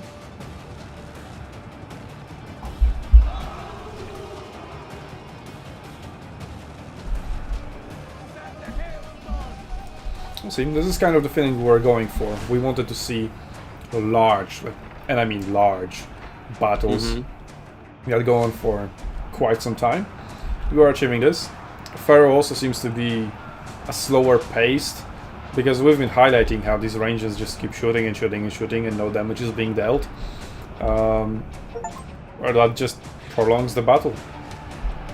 Yeah. But Yeah, pretty much plenty of does, maneuvers, plenty of things happening. So it's not just a big blob versus big blob and just waiting for the resolution. Yeah. But at the same time, I am still seeing a lot of blob on blob violence. With just not too much resolution. Like we're seeing these 3 slingers engaged in melee. still taking a lot of time. I mean, sure. I mean, at this point, it's just a. At this point, it is a GG. Yeah, it's a GG. But yeah, but early on, as I highlighted, right, you had these 3 units blow up against one of the enemies. Oh, nice effect going for progress. What happened here? Yeah, you know, a little bit better micro, disengaging some, not blowing up that much, fighting the flanks.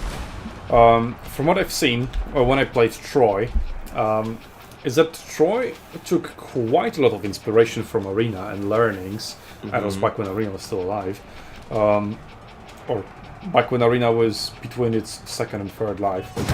Yeah. Or first and second, depending on how you count it. Alright, GG. 2-0 for Houseplant. So he's on a match point. We'll see if Uruk-hai will be able to turn it around and take off at least one battle away. Yeah, we'll see. The general, only 346 is gold value. Let's see on the other guy. 321, not that much. It's regular bronze infantry doing better. 1,000 here on the chariots, nice. Nice. Yeah, some of the slingers, 12, 31.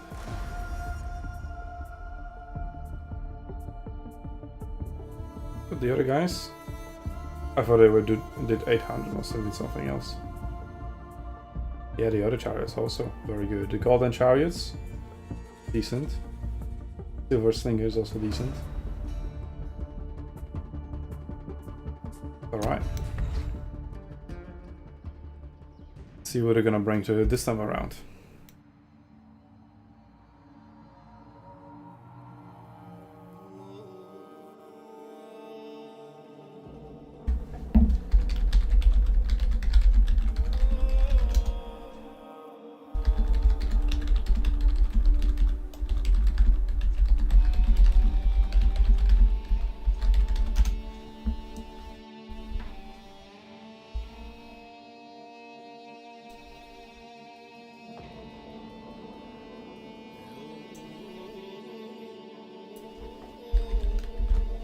Oh, what is happening? There we go. Alright, loss for Bay, a win for MNS. Are they tamping anything in there? No, not yet. So now it's Uruk-hai's turn to be first. So, excited for our first not river crossing battle, but the 2 river crossings we got so far were quite different. This time around, this map was quite more open, so we see both sides going for a flanking maneuver. I guess in the end, Houseplant executing his flanking maneuver better than Uruk-hai. Yeah, and also we have seen a longer battle, so we have seen a lot more maneuvers going around. It's normally pretty rare when 2 armies will kind of do a switcheroo and then into full chaos, which I think is much more interesting. That was a very spicy battle, yes.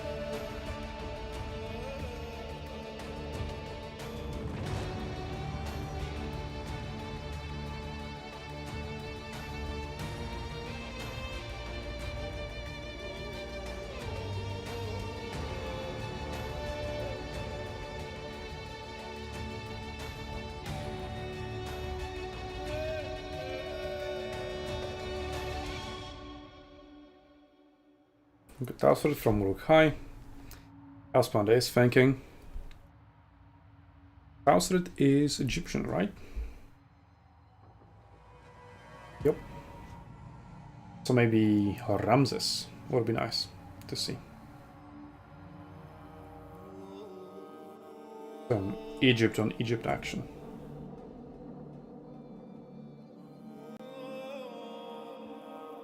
And it is Ramses indeed. Nice.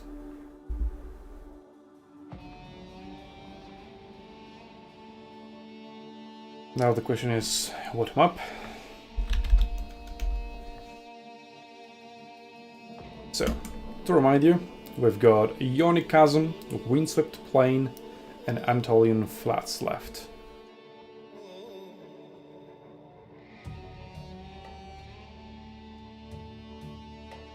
And it is Anatolian Flats. I think this is like the most vanilla map we have.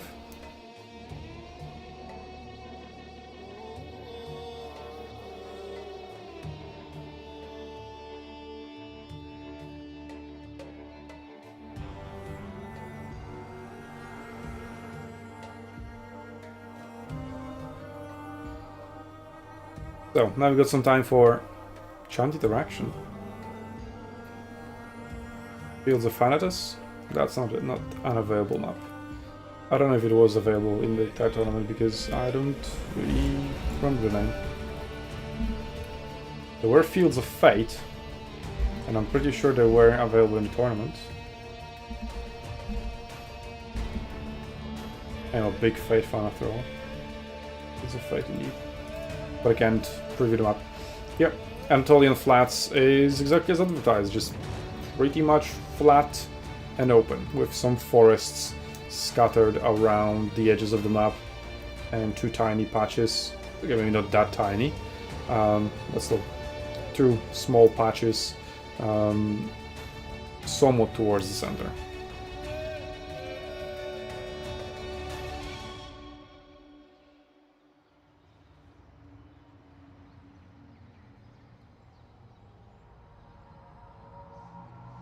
So is that a hill in the middle? It does look like a hill in the middle, but it's hard to tell how steep it is. We are about to see. Okay.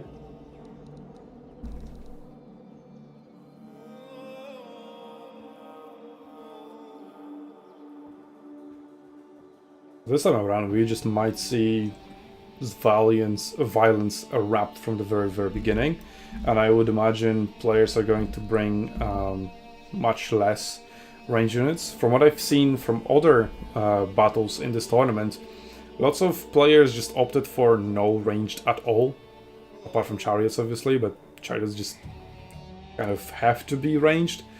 I think only Irsu has melee chariots. Other than that, all the chariots are ranged.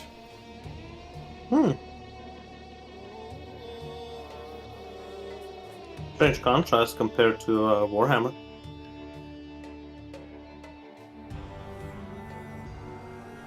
I'm looking at this right now. There is Lowlands and Isua native units. There is one melee chariot in there. Yes, I think it's melee. For sure there is, yeah.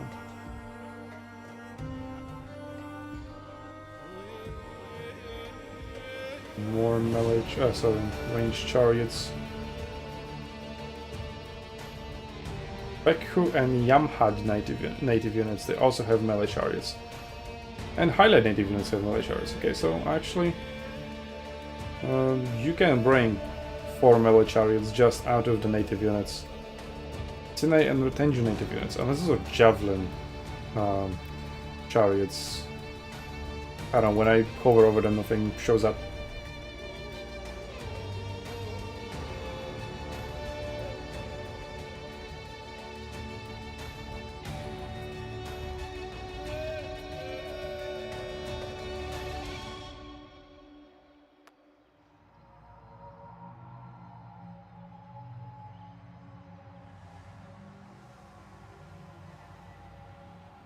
So in general, with the slower battles, because all the unit's damage outputs just aren't as high.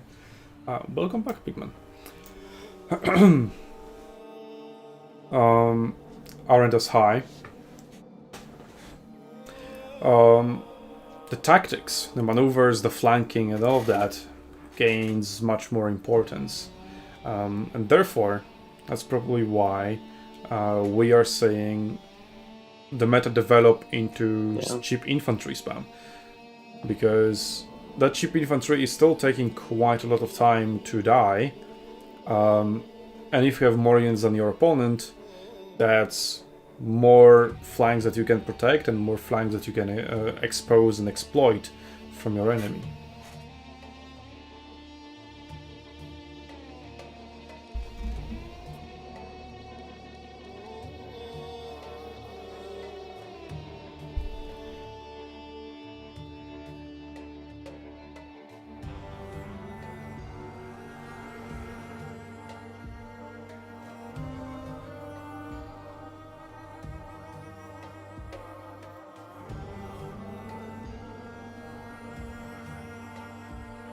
And I think both players just bringing more and more soldiers onto the battlefield compared to the previous battles.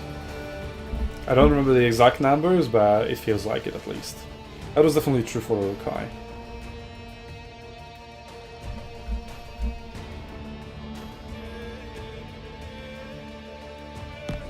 Oh, and there we go.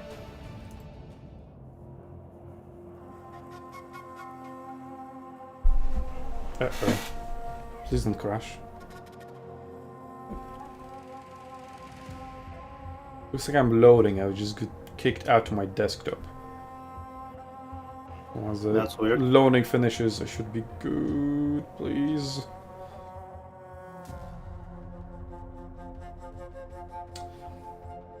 Oh, the progress bar finished, like the loading bar finished, but I'm still seeing the loading screen. Well, I can see it in the stream, so you're good. For now. Uh-huh. I'm not so sure about this.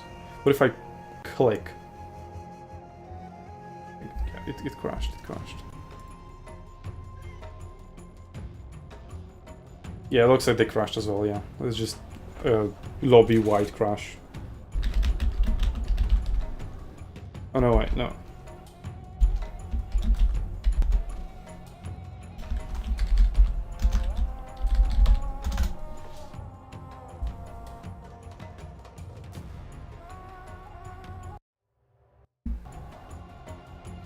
I think it's connected to how I'm streaming it, and you know, I'm being tabbed out to show the draft and then tab in, or like to disable the draft view. Yeah, well, just need to restart, that's fine.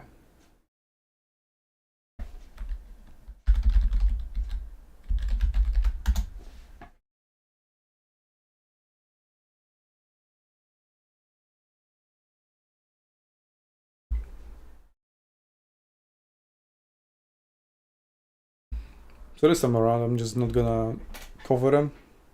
Armies are locked in anyway.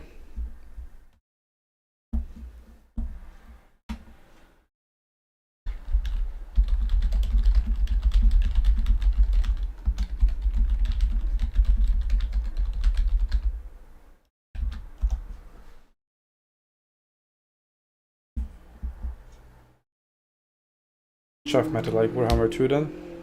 Don't know about Warhammer 2, but Warhammer 3 for sure.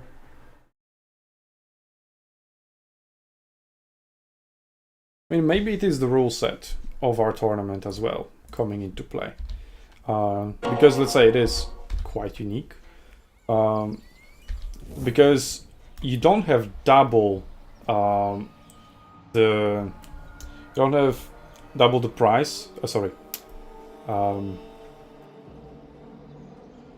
Double the funds, there we go. You don't have double the funds, but you do have double the unit capacity. So it seems like filling it out to the brim with 40 units, therefore having to take cheap ass units just to hit the 40 units limit, seems to be the way to go. So maybe if we had 200% funds for a 200% unit capacity, we would just naturally see more elite units because players would just be able to afford them. I hope for maybe, you know, some stylistic clash of elite army versus cheaper, wider army, but apparently the game isn't as well balanced as it should, and therefore one style dominates over the other.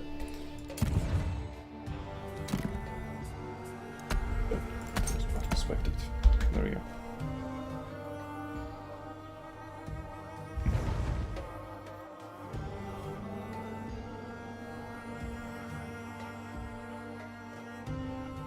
I already think it is because I was tapped out. Like, Pharaoh works in a really, really weird way.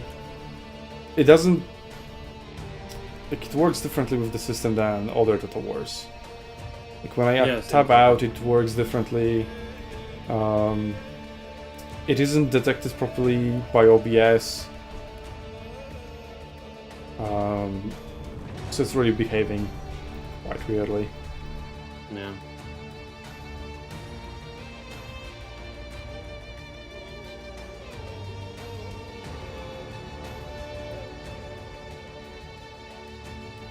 Well, so now I'm just staying inside the game, not tapping out. Even though I see somebody's messaging me on Discord, I can just check it on my phone.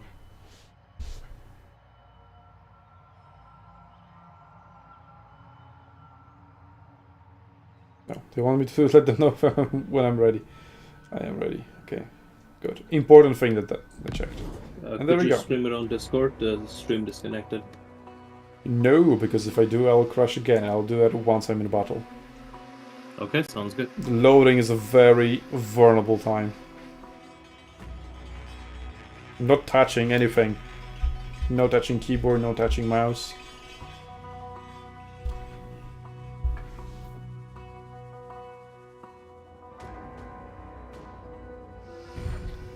Okay, there we go. It doesn't even alt tab in the way all the other applications alt tab. That's alright. I'm in, I haven't crashed. Yeah, so Anatolian flats, as advertised, they are pretty flat. The hill in the middle that we saw on the isometric map isn't very steep.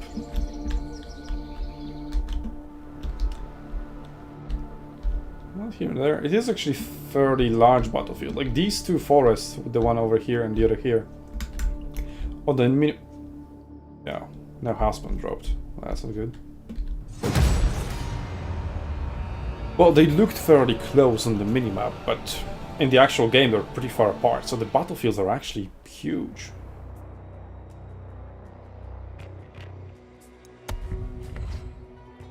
Yeah, Napoleon, like, you had 40 units, that was, you know, it took out the entire battlefield. Yeah. But here you have 40 units and you have plenty of room to spare. Alright, I guess we'll just wait for Houseman to rejoin. Yep.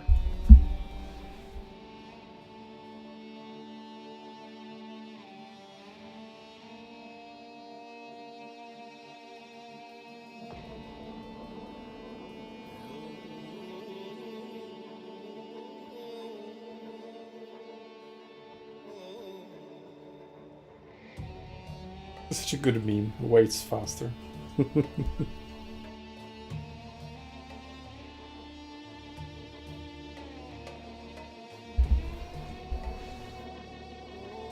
Well, I know that Reptilicus, who took part in our tournament, albeit for only one round, was also planning to host his own tournament, and we were just kind of faster.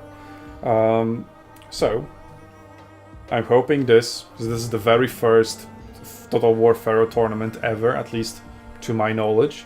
So we are starting something here, and we're already starting with a unique rule set. So other people within the Pharaoh community can learn from this tournament. You know, maybe adjust the rules for themselves for their tournaments, and we'll see how that develops. For us, as long as people are willing, like they are in our SUNTZU Tournaments Discord, are willing to play Pharaoh tournaments and shop for them, we can host them. But yeah, given that the fact that it is a newly released title and we barely got 8 players, Yeah.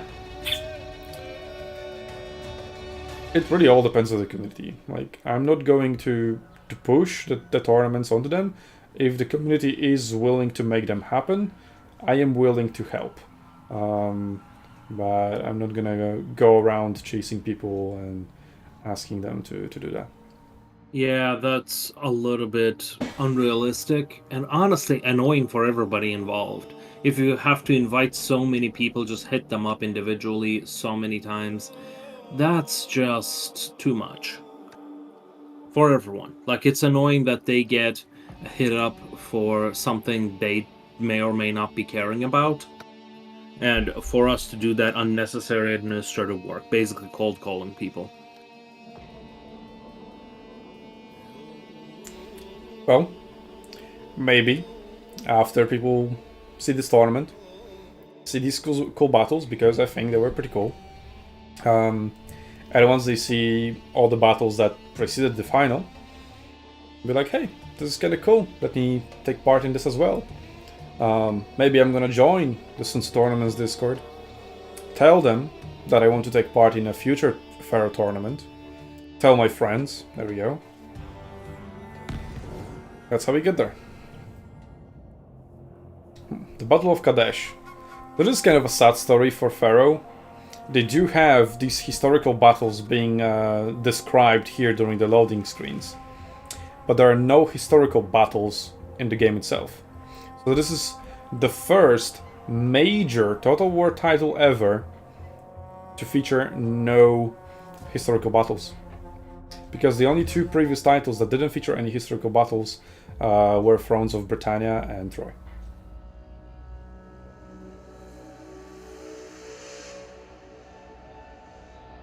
Kind of sad.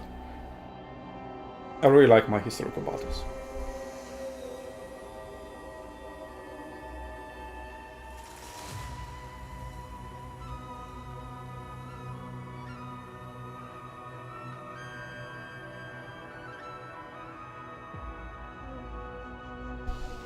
And so the maps being this big, it also kind of affects like your feel of the scale.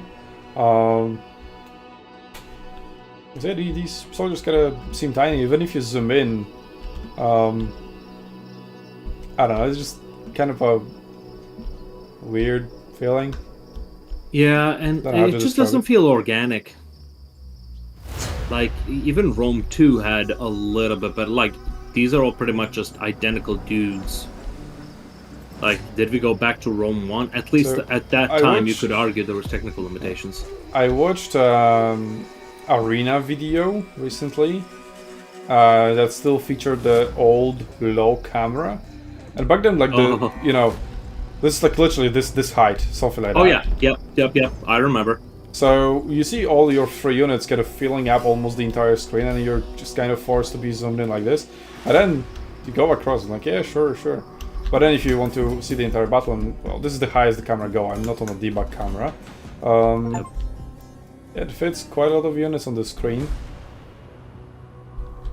But like, you were very limited in I'm not really, point of view. I don't even know where I'm going with this. It's just kind of a weird feeling.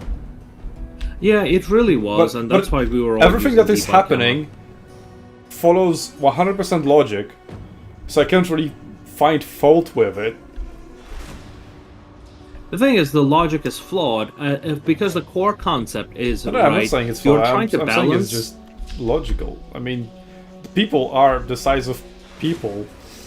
Yes. And then But the like camera, the camera. you need to see your units, like what the hell they're doing.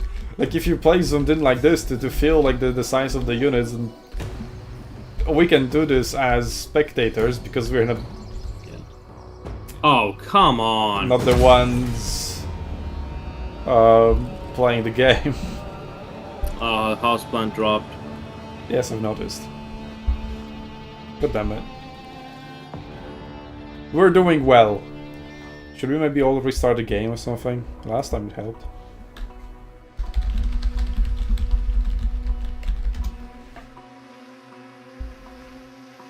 Better units. I think I'm all maxed out on settings, to be honest. Well, since I'm restarting the game anyway, it's options, graphics, advanced, ultra. Yeah, I'm maxed out on everything pretty much. Gold race off. Ooh. There we go.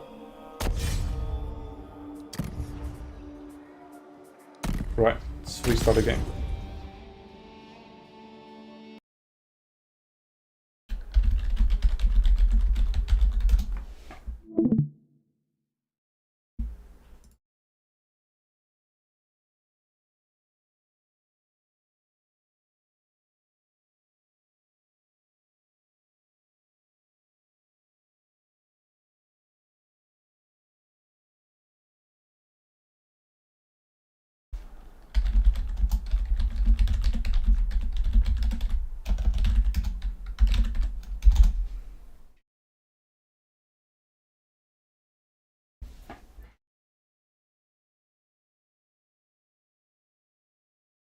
Husband says it crashed his whole PC.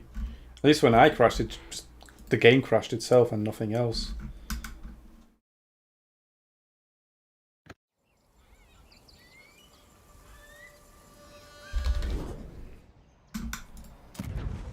Alright. Hey, this time around, OBS picked it up immediately. Multiplayer battle. Okay, let's wait. And let me stream it for you.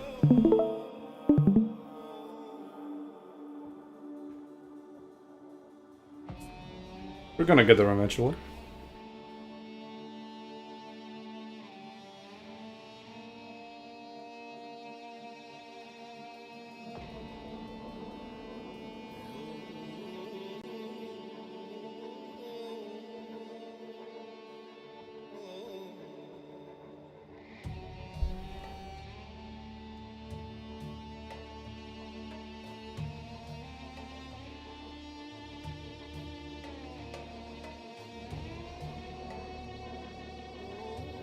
Hey, grand final.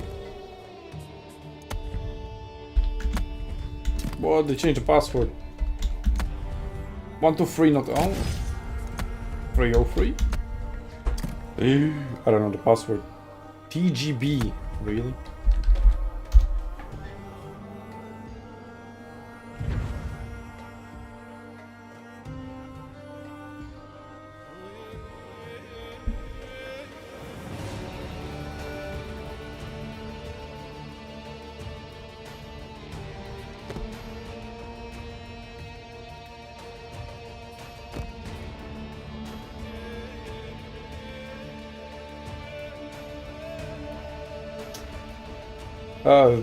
Yeah, looks like the spectator mode got really added last minute.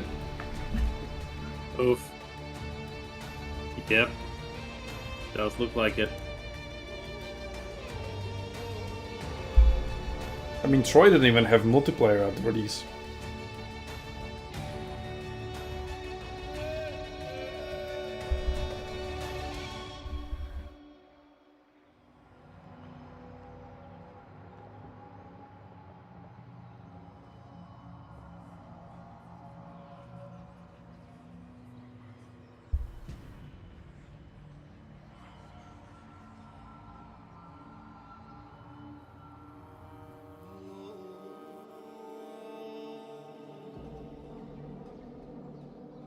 Also, given that there's such a wide variety of units to select from, it is difficult to remake a 40-unit army. Plus, you can only take max 2, so you literally need 20 different units.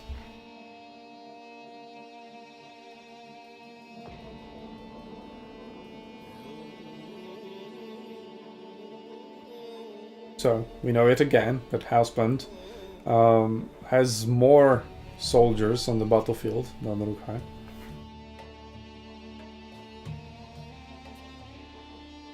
I think I'm gonna ask how many units she took.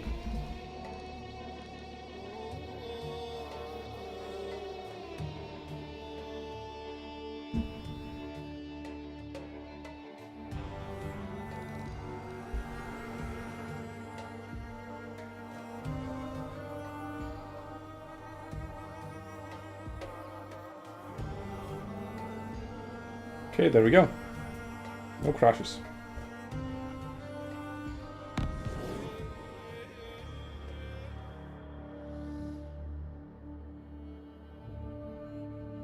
Oh, and this time around it is north-south rather than east-west. Yeah. But at least on this one it doesn't change much at all. It is a very similar map, no matter which way you look at it.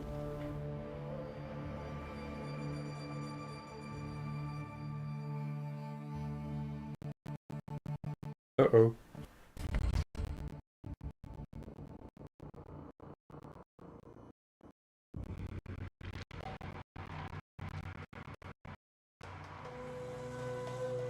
Okay, the sound is back to normal.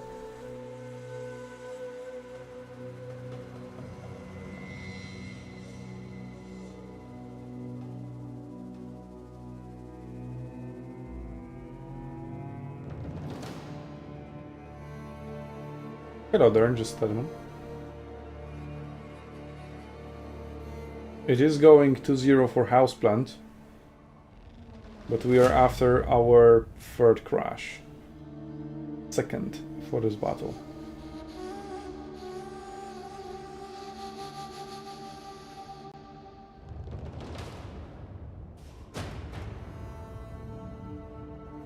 Right.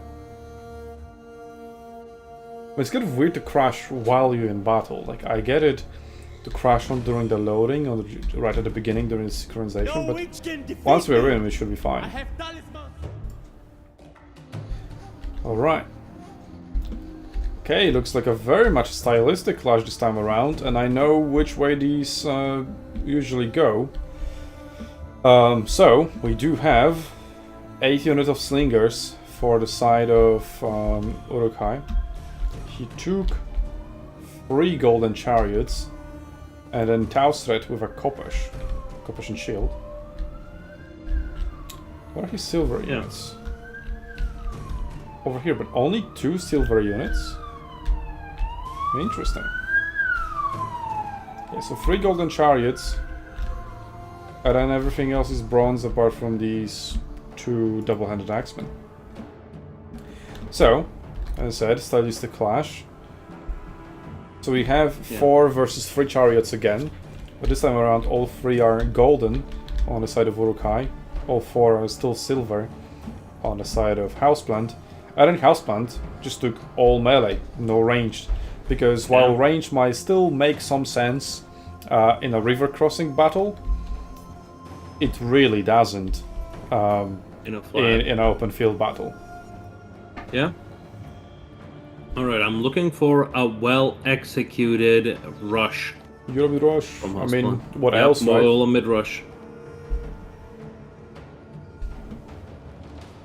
The last time around it was on Uruk-hai to rush. Oh, come on! And left. Come on! Has This is been the third dropped. time. What the fuck? So what the fuck happened now?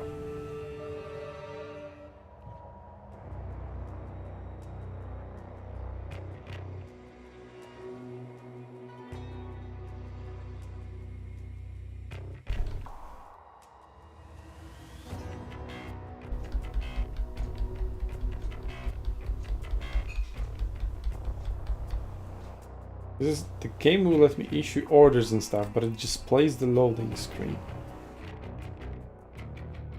Like,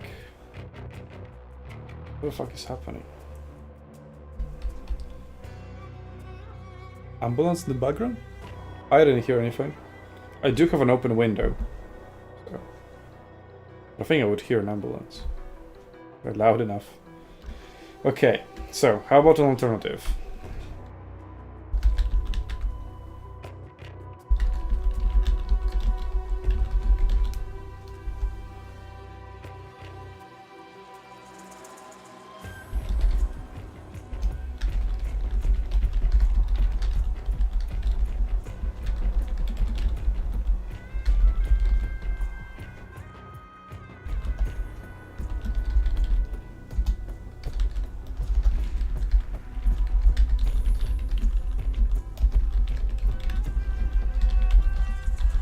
It's Houseplant who keeps crashing.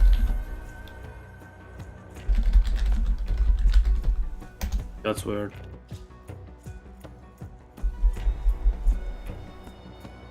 And just so you know, guys in the chat, there is a 2-minute delay, so that you know, they can't look at each other's armies during deployment and stuff. Although deployment usually takes longer than 2 minutes, but you know, by the time 2 minutes pass, the army's usually in a different place. Alright, so Houseplant is just going to stream for Discord, so let's go. Hello there. And now it worked.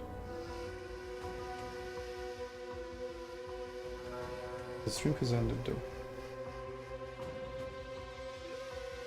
Oh, there we go.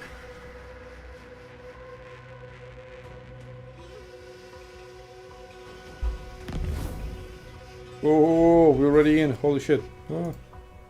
No, no, this screen. This screen. There we go. I don't know if Archeon got the memo. Whatever, I'll carry it myself if I need to. Just please don't crash.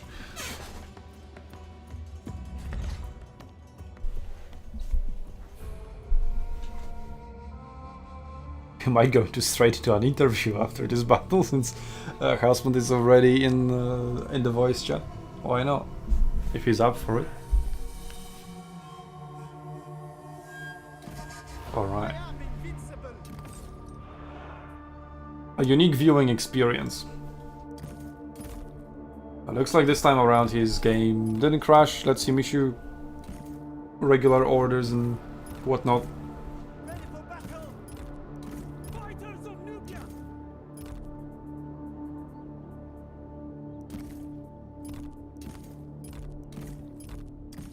So yeah, the only range unit he has are chariots. I guess although regular melee chariots are available to him through native units, he still opted to pick the ranged chariots anyway. But I imagine he's not going to be able to utilize that range factor of his chariots much anyway, since his opponent took was it 8 slingers? Yeah, 8 slingers.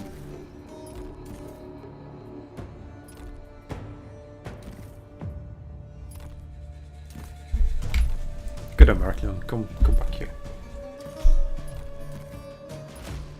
Lost.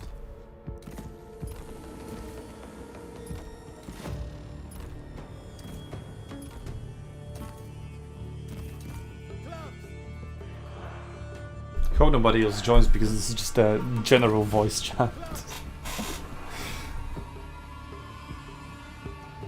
Also, only 39 units, not 40. Interesting.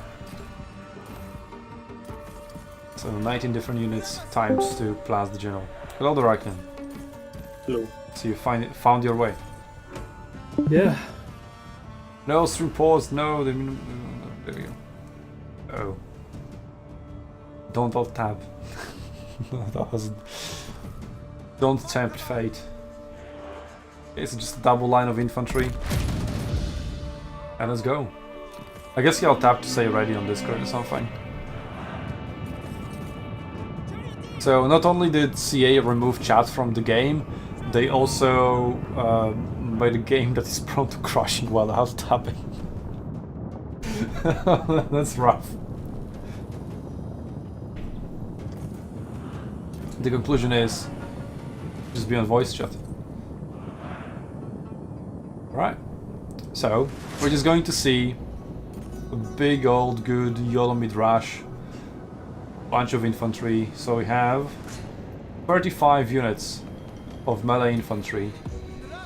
I don't know if Uruk-hai picked all 40 units. I don't think so, given that he had like I think 400 soldiers fewer or less. They're not a currency, depends how you look at it. I guess fewer. So yeah.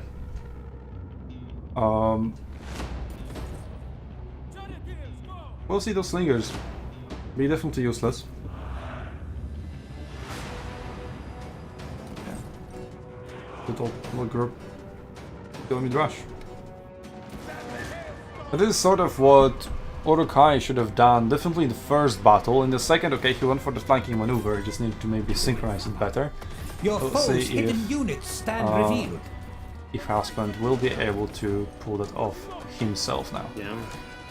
And, you know, the full melee rush build is just much easier to execute as well. Yes. So Uruk-hai kiting a little bit difficulty due to the terrain. The cliffs are kind of constraining his movements, and then when he drags the formation, just starts going all over the place. Oh, chariots versus chariots. Was that a melee order? Looks like it. Getting some chariot on chariot violence. Yeah, nice. Dispatching a unit of spearmen to help out in that engagement. Just log them down. That's fine. Also, actually, it's 4 golden chariots. I thought it was only 3. It's 4 chariots versus 4 chariots in the end. Yeah, looks like quite a big flank. So orders one by one instead of a log group, a Yes. bulk attack order. Okay, now dragging it a little bit to make it closer, faster. Yep, drag them to bring them closer. I prefer the click and drag rather than just usual drag. I just don't trust it. But yes, generally clicking very them good one by engagement one with the gives you the best chariots. result. Oh yeah. Yeah, those chariots, I think there were 2 chariot units there actually. One of them must have died. Yes. No. It is still 2 versus 2, but Houseplant The has, infantry there is has, helping a has the lot. help within the infantry. And yeah, these units are going a flank and a half as well, but there we go. Houseplant yeah. is bringing them around. The chariots will probably collapse as well. And those slingers, sure, now they're behind 2 lines of infantry being protected, but what are they going to shoot? What kind of value are they going to bring? Yeah. That is very much a stylistic clash, and as I said earlier, it very much goes the way of the melee rush. At least so far during this tournament. Like, this isn't the first time we see a full melee versus melee plus ranged army, and Yeah. it was always a victory for the full melee army. Yeah, I'm not surprised. Like, looking at how weak the range is in general, I don't think this strategy of holding back and let range shoot These is going to slingers work. aren't going to be able to use quarter of their ammunition, let alone the entire. Exactly. And like, with these extra units, you have that flanking ability, which is going to be a massive factor, as it always has. Well, so the flanking ability is a little bit cramped, let's say, because, well, they're literally against the edge of the battlefield. Okay, maybe trying to sneak the charges through with the silver unit after all. Yeah, looks like Houseplant is pulling ahead, definitely on that left flank, although one of his units routed. But he has a big enough advantage. Now if those chariots start finding some good Your warriors recharges, are they are waiting. golden chariots. We'll see how effective they can be, but they've already lost quite a lot, whereas the silver chariots from Houseplant are pretty much full HP. And the extra 2 units of infantry are far away from any engagements. I don't see that as a problem. You still have more melee infantry anyway on the front lines.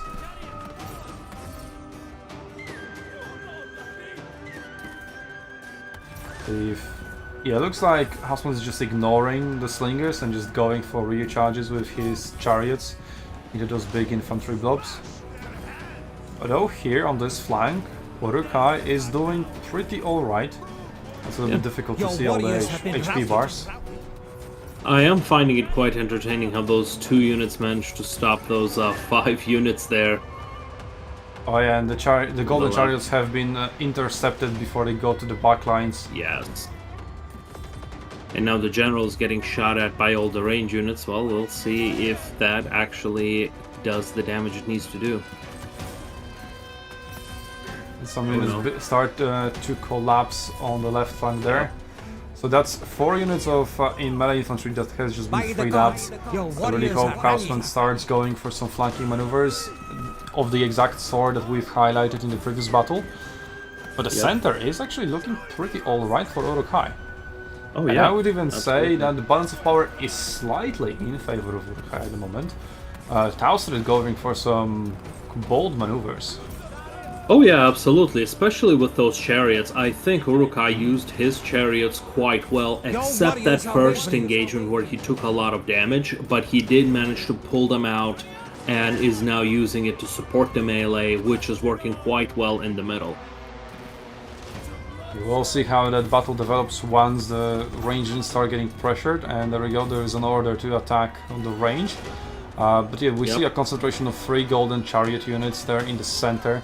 Oh, got a big providing- flank on the left flank. Got a big flank Yeah, immediately on that, the left is, flank. that was Completed quite a the sandwich ammunition. there. That's So a big Urukai needs sandwich. to answer to that. Maybe shifting all 4 chariots there, or maybe utilizing No. his range units to focus on that engagement. One other thing I would like to point out is that they're fighting quite close to the white line, which means if any one of them routes, especially in this case Urukai, his units can leave the battlefield without a chance to come back. Yeah, we did Your see quite a warriors lot of have been units coming routed. back in the previous battles, and now this might not be the factor. Yep, and So General Range is did actually retreat now into the woods. kind of wide open. So the Yep. Urukai has moved his chariots over to that sandwich, trying to salvage the Chariots situation on over there. slingers. Chariots But on that slingers. Come on. left the slingers wide open to Yes. all those chariots. There it comes. From Houseplant. The charge is coming. Yeah. Oh, that will disrupt all of them. Nice. Well, yeah, one of them just Five destroyed of half them. HP. Your warriors are Yeah. wavering. That was a very One powerful charge. charge. half of Nice. it. Yep, that was a very powerful charge, yeah. Now he's sending more units after he saw them occupying them. I see quite a Gonna lot of go units for one routing pushing on Houseplant's right flank. He hasn't micromanaged over there for quite a while. He's been focusing Not at on the all. left Not at all the all. time. Yeah, we see a massive difference in micro. Like Houseplant's experience really shows. He has a lot less idle units standing around. He's got very effective engagements happening and just units always on the move. So the right flank is actually going quite fine. I thought maybe after the chariot intervention it would look a little bit weaker, but he's doing pretty alright over there. So his center kind of collapsed, but his flanks are doing pretty well. So now they're gonna start collapsing towards the center. And yeah, those slingers are going to get sandwiched. And they're already disrupted by the chariots. Towser is pretty close to Ramses. Maybe we will see some general versus general. As far as the balance of power goes, the game still tells us it is even, but it thinks those slingers are very effective, and they are not. So I think the balance of power is just actually in favor of Houseplant. Because yeah, those slingers no longer have any value. Once they are engaged by melee infantry, they're not gonna run away. It's over for them, so they're just not counted. And with that, that is a pretty big advantage to Houseplant. Yeah, now coming over to the main engagement where the Taussret is. Your warriors have been routed. Looks like the chariots from Urukai are doing a pretty good job trying to solve the situation, but they're not really bringing in advantages. They're just all the time. Yep. Yeah, one of them just got routed. They're all the time just trying to Although, help rather than so overwhelm. I've got a question. Houseplant is about to lose his general, clearly. general has How do you fallen. think this is going to... Oh, yeah, he and just died. He did. So, how Well, do you he's think got this a is going bunch to of influence crap units. All of them are bronze, pretty much. Barely any silver. So, some good few charges from chariots to break the morale could turn the battle around for Urukai. That being said, The balance of power power is does start swinging shift everywhere. towards Your warriors are Houseplant. wavering. I mean, the slingers, look at them. All the slingers collapsed. They're all All routed. slingers collapse, yeah. Yep, that's we have the final engagement. Let's see if the general those is going to be slingers were just melee infantry units, Urukai might have won that, given how Oh, close totally. it is, and the very nice kill on the enemy general. Yeah, but slingers, yeah, as I said, as I predicted, used pretty much a quarter of the ammunition at best. So Yeah. barely any value brought to the table, and all of them are already routed and collapsed upon. Absolutely. That's what happens when your enemy just brings all melee. You just need to match him. Sons of Egypt! Chariots forward! Get ready! Taussret, the units surrounding are pretty much the only bastion left for Your Urukai, warriors have been routed. apart from some rallying units. But it seems Houseplant has secured enough of an advantage overall in the army that his men are feeling it and therefore not routing that much. Yep.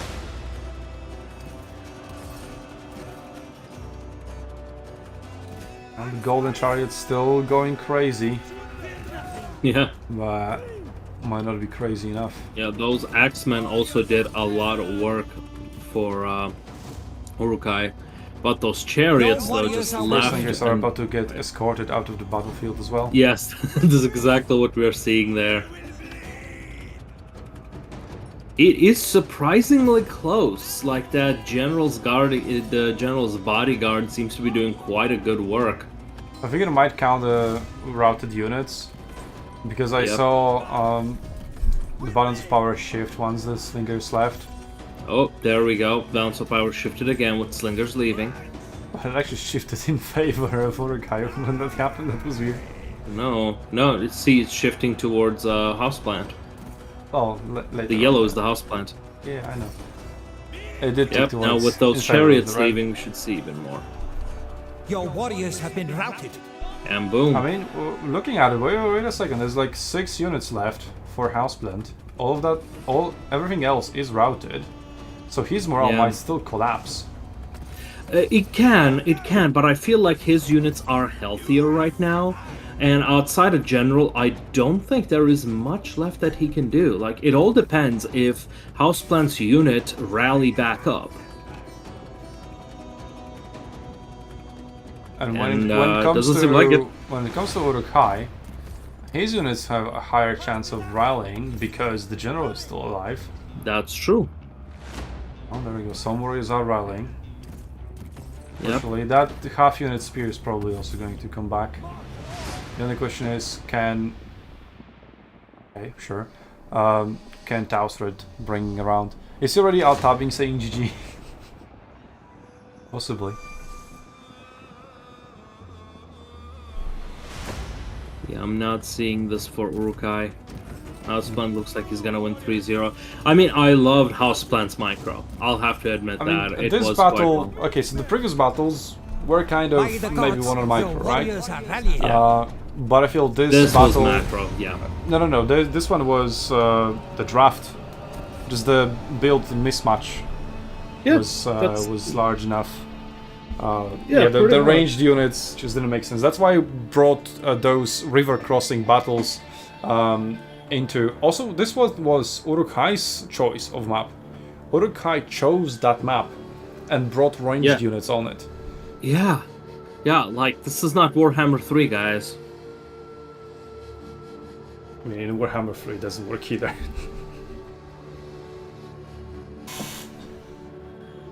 Well, I need Houseplant 500 soldiers more compared to Urukai. Yeah. Way more melee. Well, GG. That means it is a 3-0. That's 3-0. Yeah.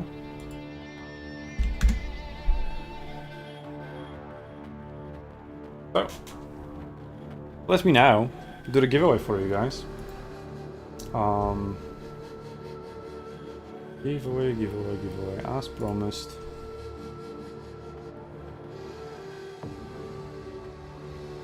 Go. You can win a DLC of your choice.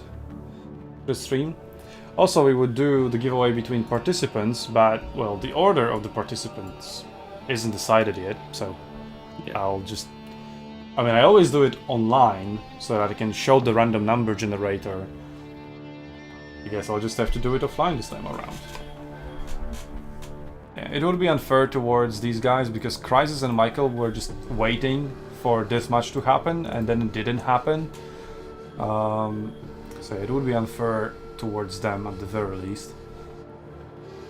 So I'll just have to make it offline. Or maybe, well, the next stream is going to be all the way in January.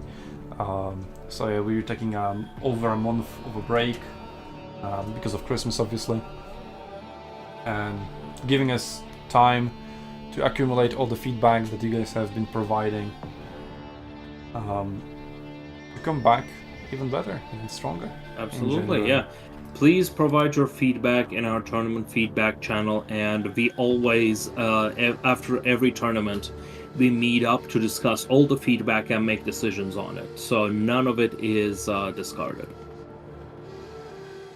So guys, in the chat, you do have a chance for DLC of your choice to win. I know there is a 2-minute delay, but just follow the bot's instructions. You can type !loyalty to see how many SUNTZU Loyalty Points you have. Then you can spend them towards the tickets. And then, at the end, I'm gonna draw one lucky winner as a thank you for watching.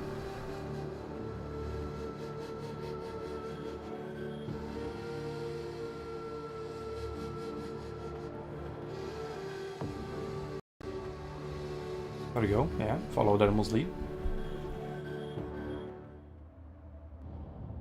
Throwing in 1 ticket. Pretty sure you should be able to afford more. It's fine if you don't want to.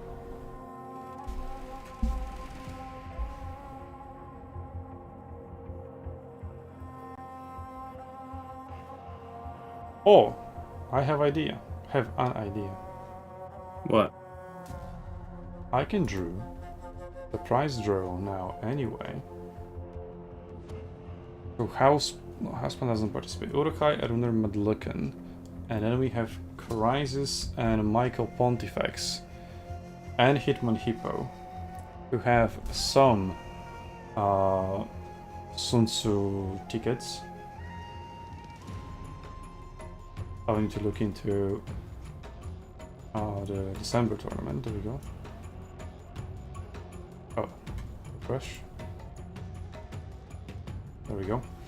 So Hippo has 100 tickets from last tournament. Okay, so prize draw. This one, yeah. Also, these numbers are wrong. Okay, I'm still giving you guys in the chat time to enter the giveaway while I'm doing this. Okay. Then 101 to 180 is Aruner. Then we have 70 more, so from 71 to 250. 65, so we have from 251 to 315. 60. Oh, 375. And we have 55. So from 376 to 400. Yeah, 55. 5.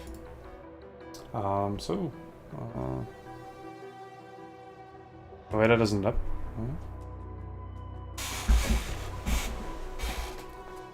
So this one was 65, 60, 5. Okay. There we go. 150 for 8th place. So 30. 1 to 480. Yeah, I'm very good at math. Very good. And then we have Hippo. We have Michael. And we have Crisis. So Michael Pontifex has...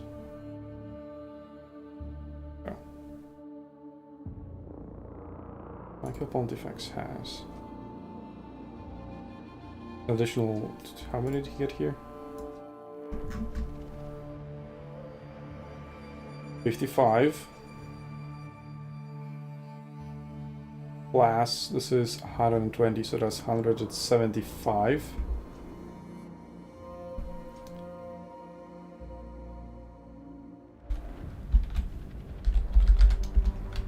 Okay, so for 481 to... Gotta be smart and use a calculator.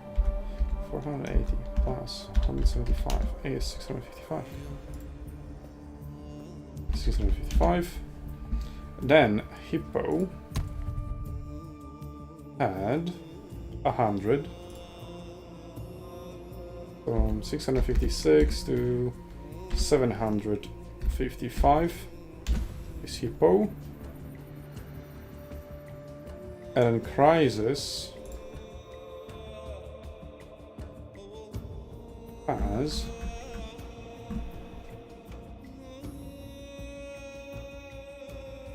120.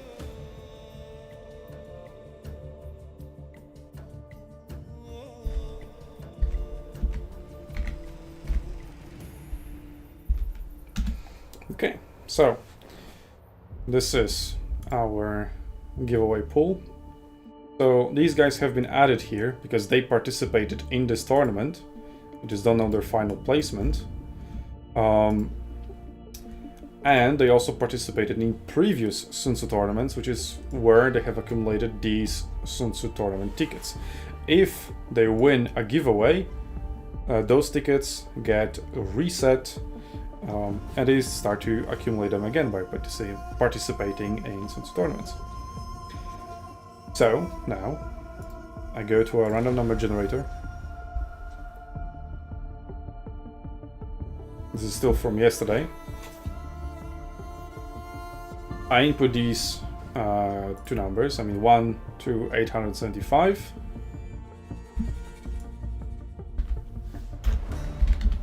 And we see who wins. Number 67, so there we go, so we'll know the winner. Which is Baruchai. There we go. And I see in the chat, you bought some tickets, so I assume everybody who wanted to participate did participate by now. Where's the giveaway? This spot is...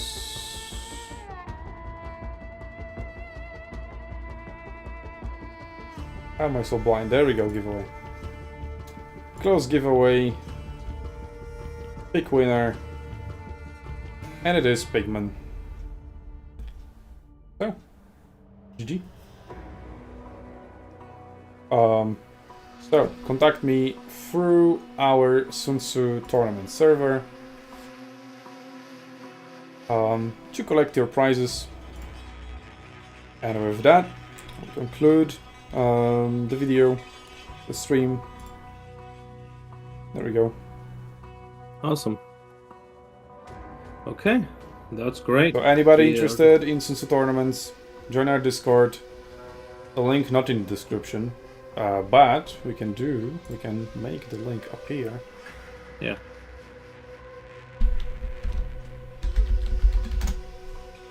In the chat, like this. Come on, but work. I know we can do it. There we go. And there we go. Alright. Thank you for watching. Thank you for participating. Without you, this tournament wouldn't have happened. Lots of cool battles. All three battles that we saw today were quite different from each other.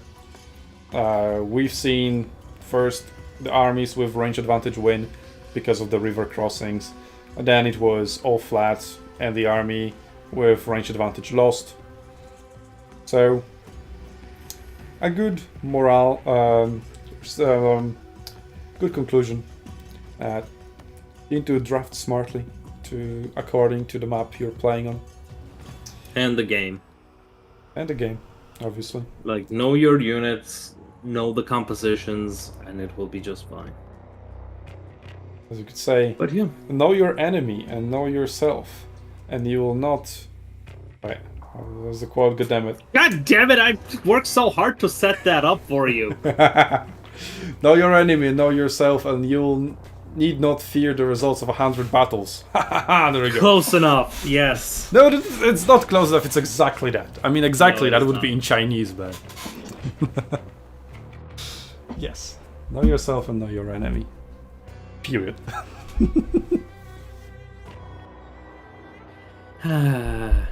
Well, yeah, that was so a great tournament. I'm not sure about the Pharaoh in general, but I'm glad we did it. It is. As you said earlier, it's all about. It's all up to the community. Are there any plans for a land battle tournaments? Yes, there are plans. It will most likely take place in January. At the moment, we're planning January to feature a double tournament, so domination on Saturday and then land battles on Sunday. Not confirmed yet, though. So we'll see about that. Yeah. And maybe those will be the season finals. Maybe it will just be a regular tournament before the season finals. That also isn't decided yet. We do have Christmas to think that over, pretty much. So expect announcements after Christmas or after the New Year, essentially. Well, with that said, thank you for watching, thank you for participating, and we'll see you on our Discord, and if not, on the next stream in January. See ya. All right, awesome.